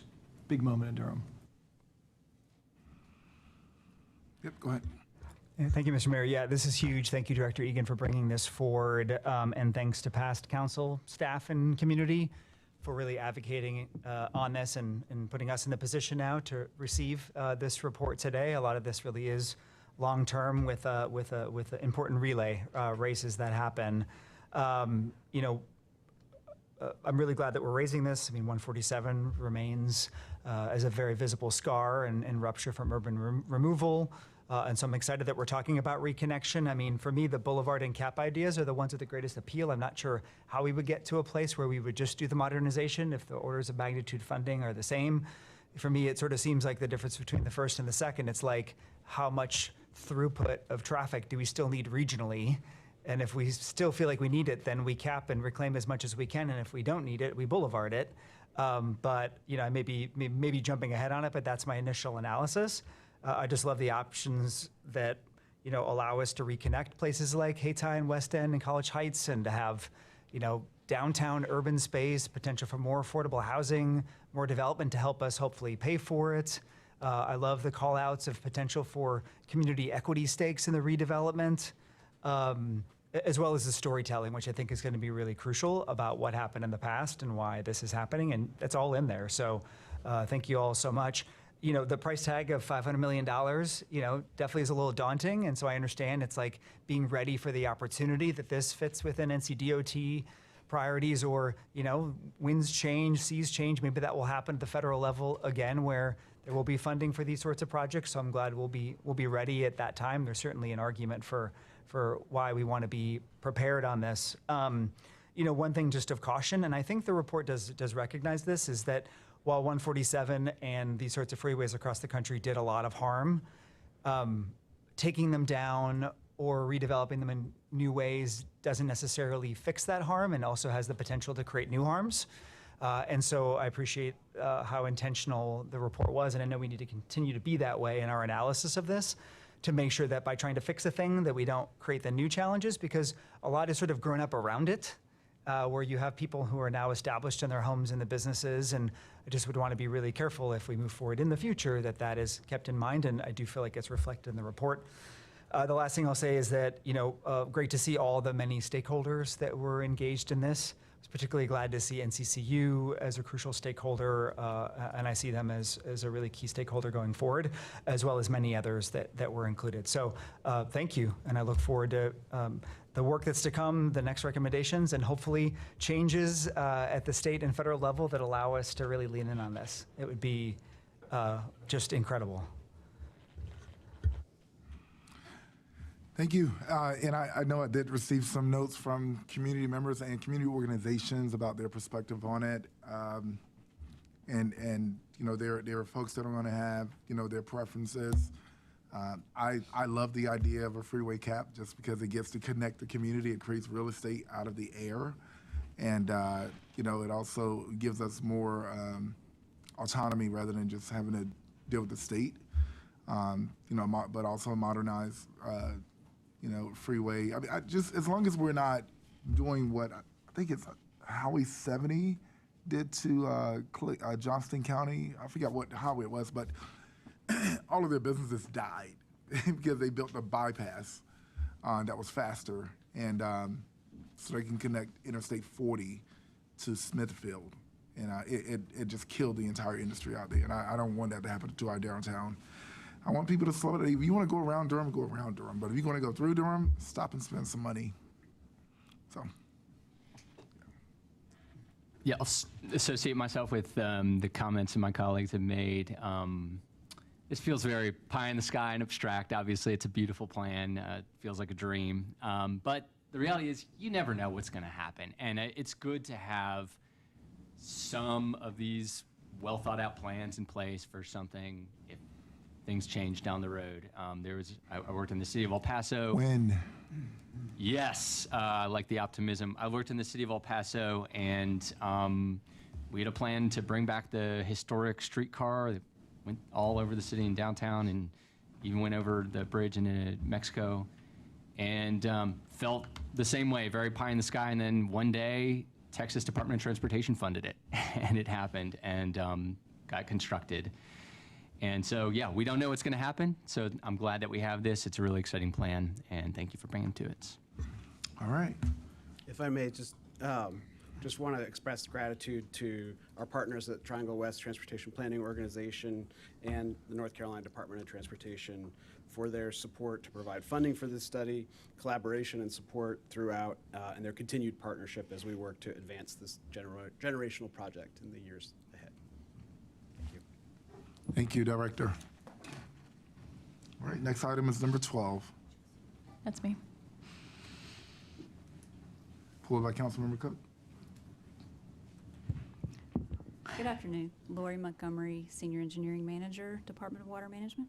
Thank you for staying this whole time. I very much appreciate it. Happy to be here. I don't have like too many distinct questions, but I am curious about this, the high density polyethylene piping. Yes. And so I just had a few questions around it. I guess the way that I've asked these questions is maybe doesn't make sense, so I'm going to go backwards. What were we looking for in the alternate bid? Why did we choose to not go with that alternate bid? Also, I'm considering why that second bidder put $1 in the alternate bid, which I think means that they maybe don't have capacity to do that. But I was just hoping you could talk about the alternate bid and why we, at the end of the day, chose to stay on this. I think it was all steel piping. Correct, yes. So either piping material would be appropriate and workable for this application. Steel is really going to be a little bit easier to install because of the way you can sort of weld up shorter fittings when you have very tight tolerances in a small space, which is the situation we have here. But the price of steel was fluctuating dramatically during design and development of these construction documents. So we didn't have high confidence in the price that was going to come in, so we felt like it was a wise thing to do to give ourselves a couple of options. And since HDPE could have been a workable solution, we included that as a potential option. As to why the one bidder only chose $1, I can't answer that question. That was just part of the strategy of their bid. Okay. So although English Construction had the lowest total extended bid, the lowest base bid was still Pipeline Utilities at $10.37 million. So that worked out well. We didn't see any reason to pay any extra money for the HDPE since steel was slightly the preferred option, and it came in as a reasonable, good value for the project. Okay, and so now we feel like steel is not fluctuating, or at least we're going to be able to lock a price in for this. This price is locked in. Okay, yes. and so included it, because I know we are including the contingency fund, but that's not going to account for any changes in material It would cost. not change in any. It would not change anything about the cost of the project should steel continue to fluctuate. This price is locked in for the steel product for this job. That 10% contingency would just be to cover unknown things that could come up during the course of the project. Okay, yeah, I mean, it's a massive project. It's a big expenditure, and so I guess when I see the multiple materials, I'm always thinking about, like, is it just that one is cheaper for now, but like maybe doesn't last as long, or maybe is easier or harder to repair? But it sounds like steel is actually the preferred material, and in terms of both installment and longevity, or it's comparable at least? It's comparable. Okay. It has a slight edge on HDPE, but had steel come in massively more expensive, we certainly could have made HDPE work for this project. Okay, thank you. Those are all my questions. Thanks. Thank you. Thank you. Item number 15 is a presentation. All right, good afternoon, Mr. Mayor, Mayor Pro Tem, members of the City Council. I am Carmisha Wallace, Assistant City Manager, and my colleagues, Aaron Miles from the City Attorney's Office, is approaching the podium, and we are joined today by John Easterling and Derek Applewhite of Checkmate. As many of you know, they are our state lobbyists that's been working very closely with us for the last, I think we're approaching a 2-year mark now. So without further delay, I'm going to turn it over to John and Derek, and they're going to walk us through some actions from the North Carolina General Assembly to include some of the priorities that have been identified by the City Council's Legislative Committee as well as City Council. So I'll turn it over to Checkmate. Good afternoon, Council. It is good to be back before you all again. John Easterling, partner at Checkmate Government Relations, joined by my colleague, Government Relations Director Derek Applewhite. It is always good to give this end of session overview and kind of recap about what we see as wins or gains for the city of Durham and for the residents here, but also those things that we envision to happen over the horizon, some things that we're looking forward to, some things that we're probably going to have to combat against, but some things that we all ought to be aware of as we move forward. I will share this with you as we approach this legislative session. I believe Durham stands out amongst your other sister cities and municipalities.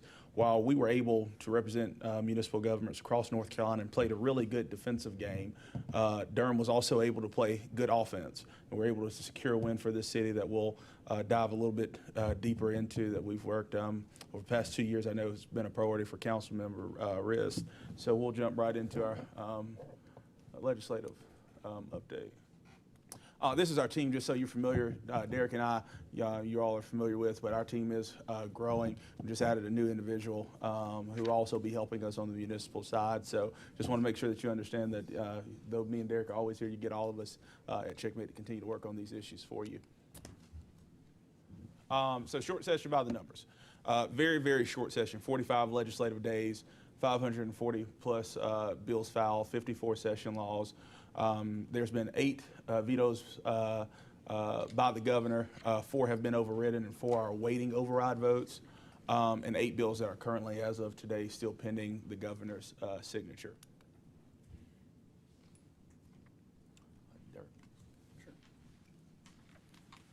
talking a little bit about some of the policy and spending that happened in the General Assembly this year. I'm sure you're all aware that there was a state budget, a comprehensive state budget that was passed this year, $34 billion across the state after some prolonged negotiations that we've seen. Other conversation related to municipal government and how it would affect you here in Durham, in the city and in the county. Property tax constitutional amendment will be on the ballot this fall. Voters will have the ability to answer the question of if they want the state government to address property tax. It is vague language, and we'll talk about that shortly. Also, to speak to some of the wins that you got here in the city with the speed limit changes, we'll talk about those as well. And then I know staff as well as our team have some updates on the land use and zoning side as well.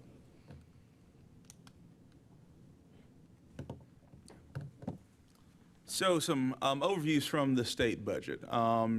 As we talked about, cities had to play on defense. Powell bill is one of the ways that we can continuously be in the defensive posture for our local government. So that remains stable. So we saw no attacks there.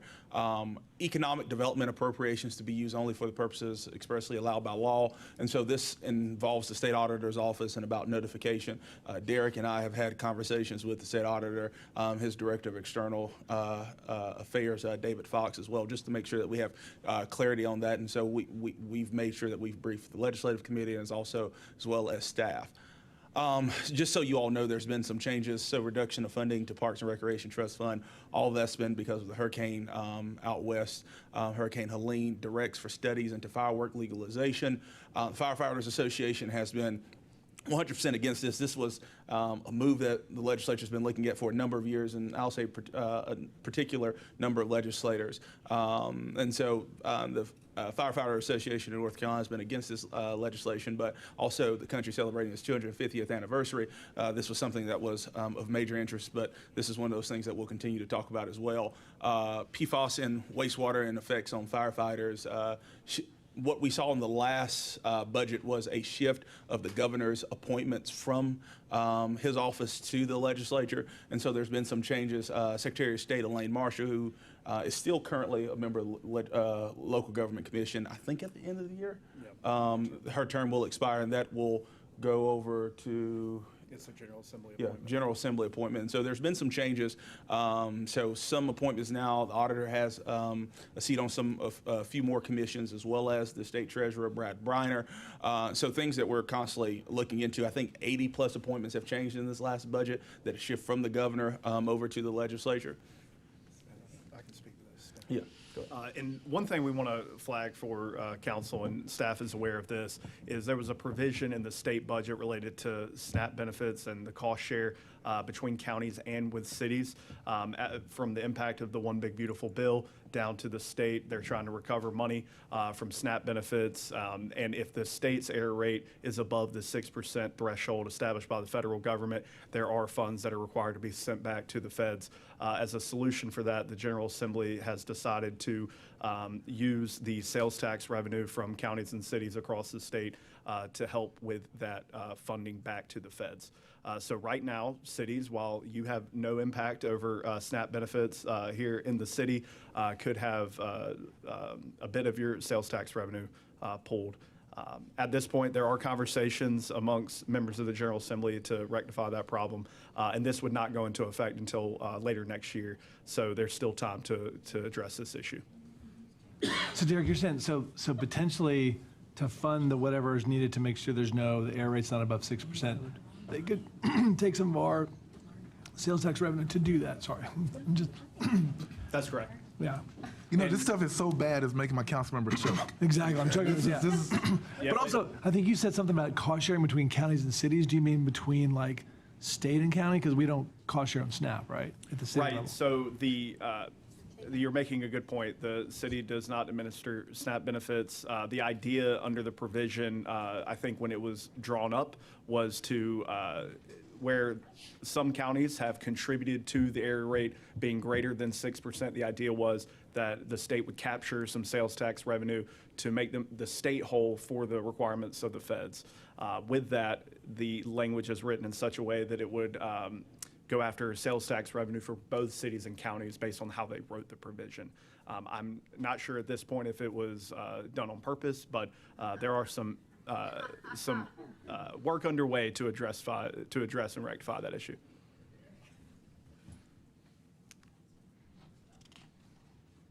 Oh, wait. We need the slides back. Vivian, are we able to get the presentation back up?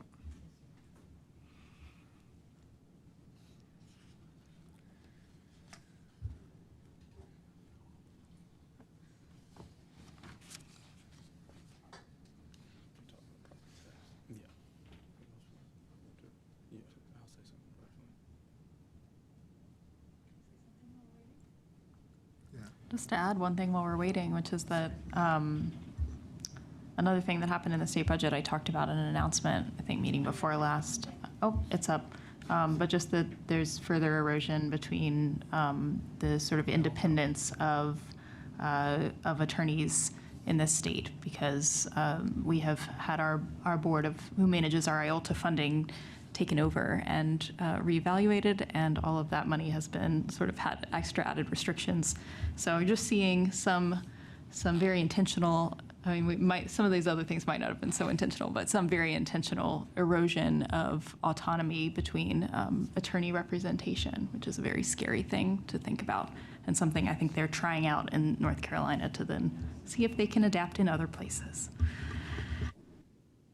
So we've already spoke about property tax and the constitutional amendment. One of the things I will note is that the General Assembly already, as it stands now, is the most powerful legislative body in the country and already has the authority to enact this.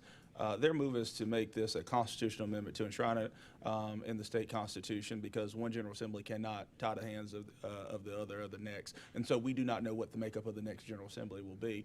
And so their focus is that we will probably... That you said at the beginning? What did you say about our General Assembly? It's the what? It is the most powerful legislative body in the country. Thank you. And so one of the things I will add is that when the legislature does come back, they'll come back in November for a session already, and we'll talk about these things too, about what's on the horizon. They'll come back, they'll do a reg reform bill, they'll also do a tech corrects bill as well, and addressing the implementation of the constitutional amendments if they are passed as well. So these are things that we'll be continuously keeping legislative committee and council informed and updated on as we move forward. And I know staff will speak to a few of these provisions, and I think you'll have another slide coming up. So I won't go into so much detail, but know that there were a number of changes this year. As we've seen over the past several years, the General Assembly seeking to make changes to local authority, local decision-making related to development and land use. I'll allow staff to expand on a few of these, and you have the slides before you. But there are some pretty substantial changes that I think y'all have to address as a council and related to the ordinance moving forward.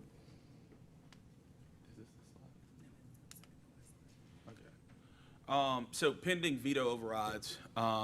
So House Bill 437, which all these the city has some level of interest in, 96, 171, which the House has overridden 171, the Senate has not, and SB 50. So what will happen when we return back to session after November, and this is the thing that's so telling about the November session, it will be the furthest point away from the next election that this General Assembly will have. And so depending on the outcome of the election will depend on the things that are taken up at the November session. And so all these things we expect to be, at least that we're being told right now, that they will be brought up for potential override votes. And so the House has done a number of these, still waiting on the Senate, I believe for 171 and for a few others. And so those are things that we'll address when we return back for a November session. Yes, sir, Mr. Mayor. Question, because I can see this going really, really, really bad. We have a homeless reduction plan, and we have that work underway. We're funding it. Does HB 437, does that require us, or it gives us the ability to? Because if it requires us, then residents are going to say, the law says, and you're not doing it, or the ability to allows us to continue our plan, in which we're trying to do it. We're in regards to like encampments. So what this law specifically will do is it will require us to remove encampments or not allow them on public property. So they're providing funding for us to. They are not providing funding to allow us to do that type of policing. And then we could designate specific areas around the city that could be designated for public camping. But if they're not designated as such, this law would prevent the public camping from occurring. So they're requiring without funding support and pretty much mandating us to create some type of encampment or holding place. Correct, and if I can add, Mr. Mayor. Or to incarcerate.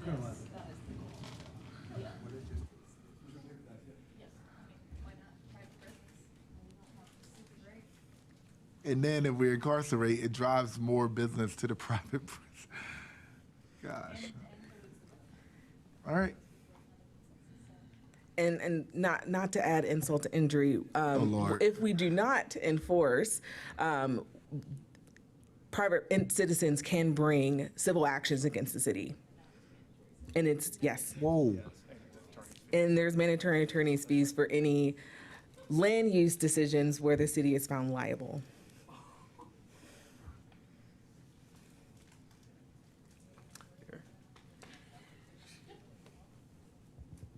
I think staff covered it well, but I do think that is going to be an important conversation if and when this bill is overridden later this year, and we will certainly let staff know as soon as the override vote happens, when it happens.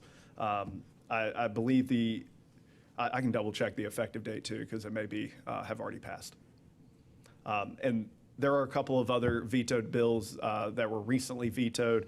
They include House Bill 377, 2026 court changes, and House Bill 958 election law changes. I'm happy to elaborate if you all have specific questions. I will say I stood with the governor on Monday, colleagues, to veto HB 958.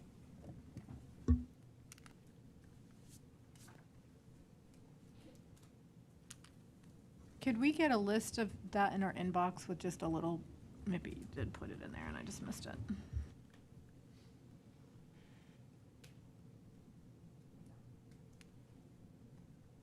We'd be more than happy to send you a little blurb about. Yeah, like where everything's landing.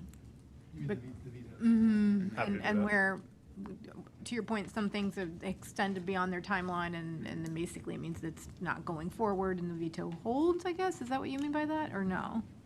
Oh, well, in the original language that passed the General Assembly, the effective date may have been, for example, June of this year. Okay. If they allow it to move forward, they pass it, it will be effective immediately. Okay, now I understand. Okay, date. but then there's some things that have been recently vetoed and then just having a better understanding. I mean, I can get some of this stuff, but some of the other stuff is kind of vague.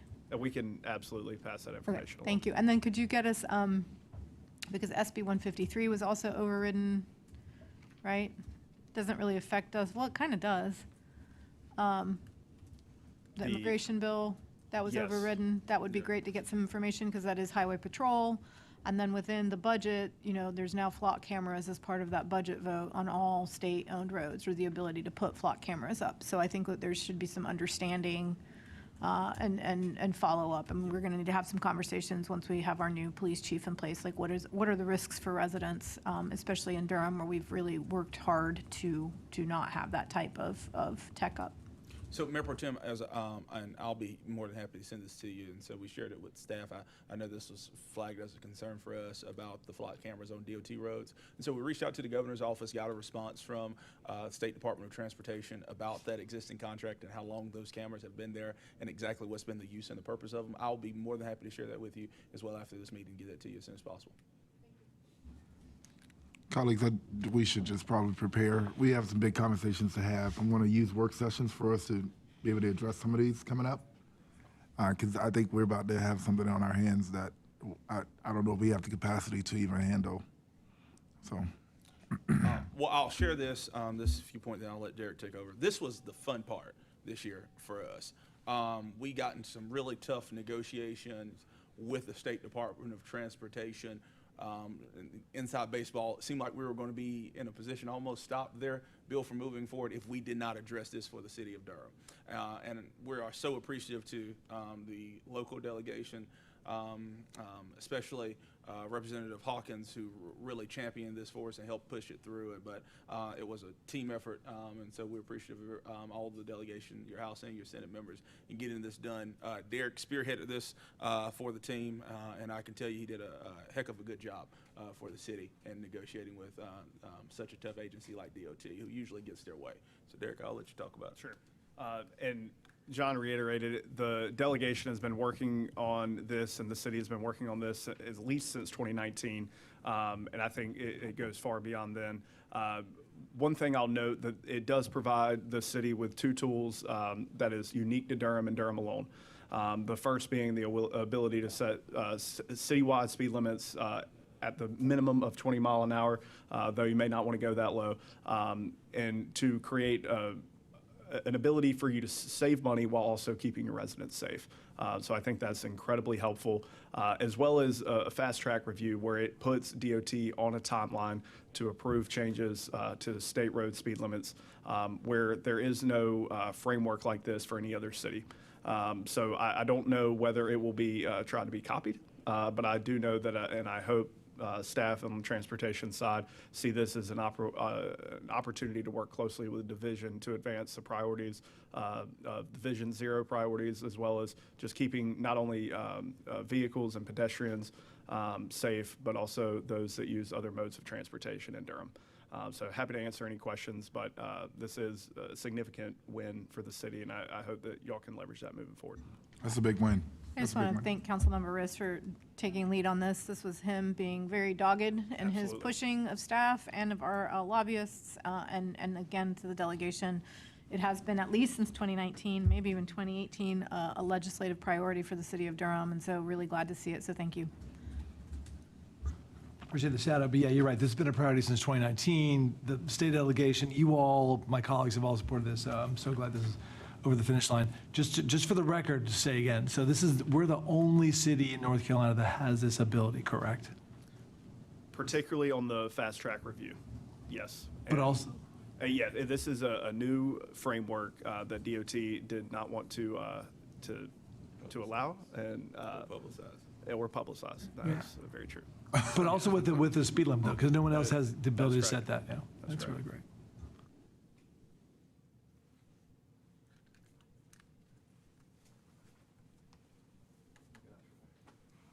Good afternoon, Sarah Young with Planning and Development here for the fun part. So obviously, in light of some of the changes that Derek alluded to, we need to make some updates to our Unified Development Ordinance to ensure that we're in compliance with state law. So we have already started working on Omnibus 20. It's hard to believe we've done 20. This will be our 20th Omnibus, but you see the case number up there. We are planning to bring it to JCCPC in September, Planning Commission in October, and then forward to the elected bodies for adoption by the end of the year. That omnibus will include several fixes to make sure that we're compliant with some of these new legislative moves.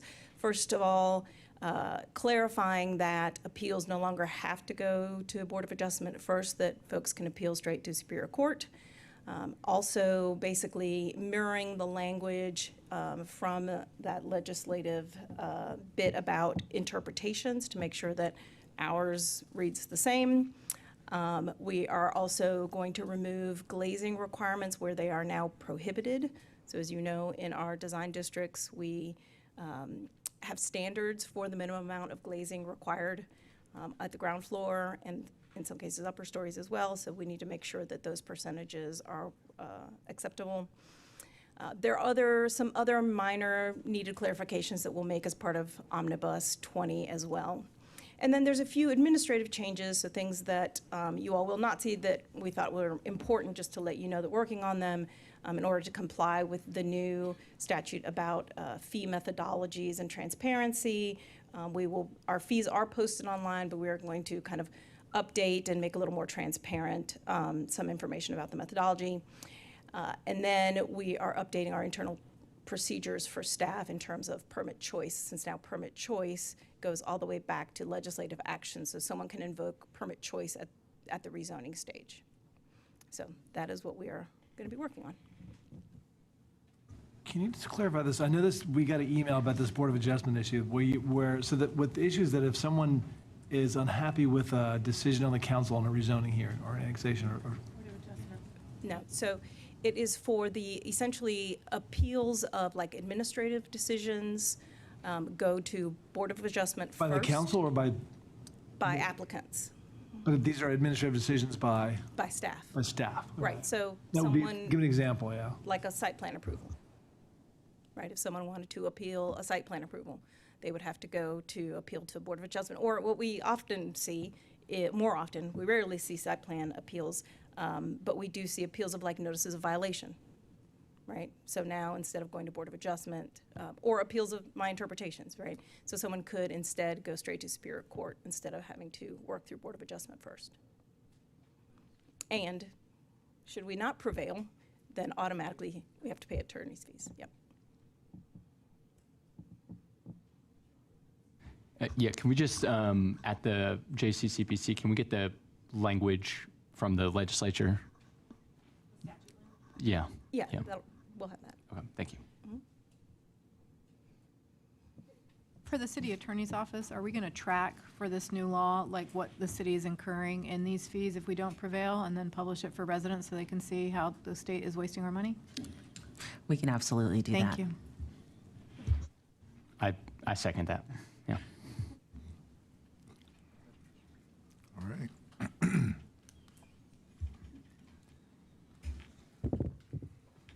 As we continue through the rest of the year, John alluded to it earlier, that we expect that there will be a lame duck November, December session following the election. As we progress through the next few months, y'all are well aware there's going to be elections going on. Legislators will be spending more time on the campaign trail. Will be a bit checked out, though the opportunity for them to return still exists. We don't expect that they will until after the election. And we've mentioned during that November session, as we expect that the constitutional amendment, particularly around property tax, will pass by voter approval. They will seek to implement that language that could include a levy limit or assessment caps or some combination of that, which will certainly have an impact on budgets next year. Beyond that, there are going to be continued conversations around downzoning, as well as existing bills that have yet to be dealt with, veto overrides, as well as reg reform that typically contains a number of land use items, may come back in a new fashion later this year, along with a budget technical correction. So we will certainly keep staff and the legislative committee and the council as a whole updated. But as we go through the fall, we will also be talking with staff to plan for what the long session looks like and what your legislative priorities will look like heading into 2027. So give some thought to what those may be, and we're certainly here to help as y'all decide.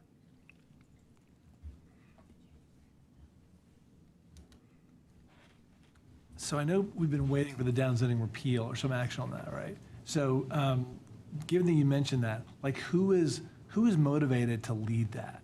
Because it seems like until now, I know the House did pass a bill, or maybe the Senate did, and then the House passed a companion that sort of became one of those kind of weird, what was it, wakeboarding thing or something? That's right. So is the Senate still potentially going to drive this? We're going to have new senators after the election. So like, where do you expect the impetus to come from to repeal downzoning? I truly think it's going to come from cities, towns, and counties across the state. This has continued to be a problem since the language was passed into law. There's continued efforts underway by not only folks like ourselves, but also statewide associations like the League and the County Commissioners Association. And it seems like the timing to strike will be later this year, though there's a lot of time between now and then. So we will continue to be working on that and talking with legislators and staff about it as well.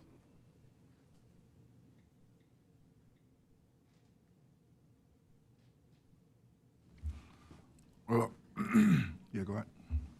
Can we also track what the sales tax thing and what it might cost us? I know, and work with the county around if we're having to, if they're basically garnishing our wages. what that, I want residents to really be real clear, because it's just like an opaque box over there, like, oh, the Republicans are in charge. It's like, yeah, and with that, there's actual dollars and cents that you are paying that they are not using wisely for folks who think that they're, that supposedly small government and stewards of public money. They are neither. And so, again, for that piece around educating our residents around what is it actually costing them with how business is being done or politics are being done in Raleigh. Sure, and I will add that there has been language put together. Our team, along with folks at the league and the Department of Revenue, bless the language. So we expect that perhaps there may be some movement in the November session to rectify that problem. Yeah, like a little counter on the city website for every dollar or every little cent, just like a visual, like this is what they're taking from you now, this is what you're taking from you now, with no accountability of how they're spending it or what they're doing with it. Yep, thank you for the presentation. I'm glad we had a bright spot, a huge bright spot amidst some dark news. But I'm just curious if there was any discussion around kind of energy affordability, energy access, any discussions around like the plug-in solar idea. I know you said that you'd heard some of that previously and you've seen it bubble up in other states. Were there any sort of quiet conversations? Were there any parties who expressed interest in those topics that might be able to lead with Durham being more of a quiet party? Sure, and I can't say that there was any outward conversation about it. There were bills filed earlier, both this year and last year, related to balcony solar, but there was no movement on those. Beyond that, I think a lot of focus has been placed on energy rates, and affordability is certainly a concern from folks on both sides of the aisle heading into the November election. So I think there's been news from the Attorney General over the past week, but related to specifically solar, there has been no movement, but we'll certainly keep you posted if we hear anything headed into November. Yeah, thank you. Do you know who introduced that? I can just find online too, but. I can certainly track him down. I believe it was Representative Phil Rubin out of Raleigh was one of the primary sponsors, and he had a couple of co-sponsors as well, but I'll double check that and provide it to you.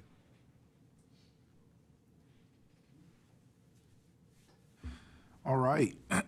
Those are, well, let me just say I really appreciate you guys' communication, just your constant engagement. I appreciate getting calls from you. I appreciate you all always answering the phone from my colleagues when they're calling. And I know communication or frequency of it was a concern when we first signed up. We didn't know what it was going to be like, but I do appreciate you guys, you call me more than I call you, just keeping me aware of things I should know, and then just being available to my colleagues and talking to staff twice a week. You guys you're doing a great job to represent us.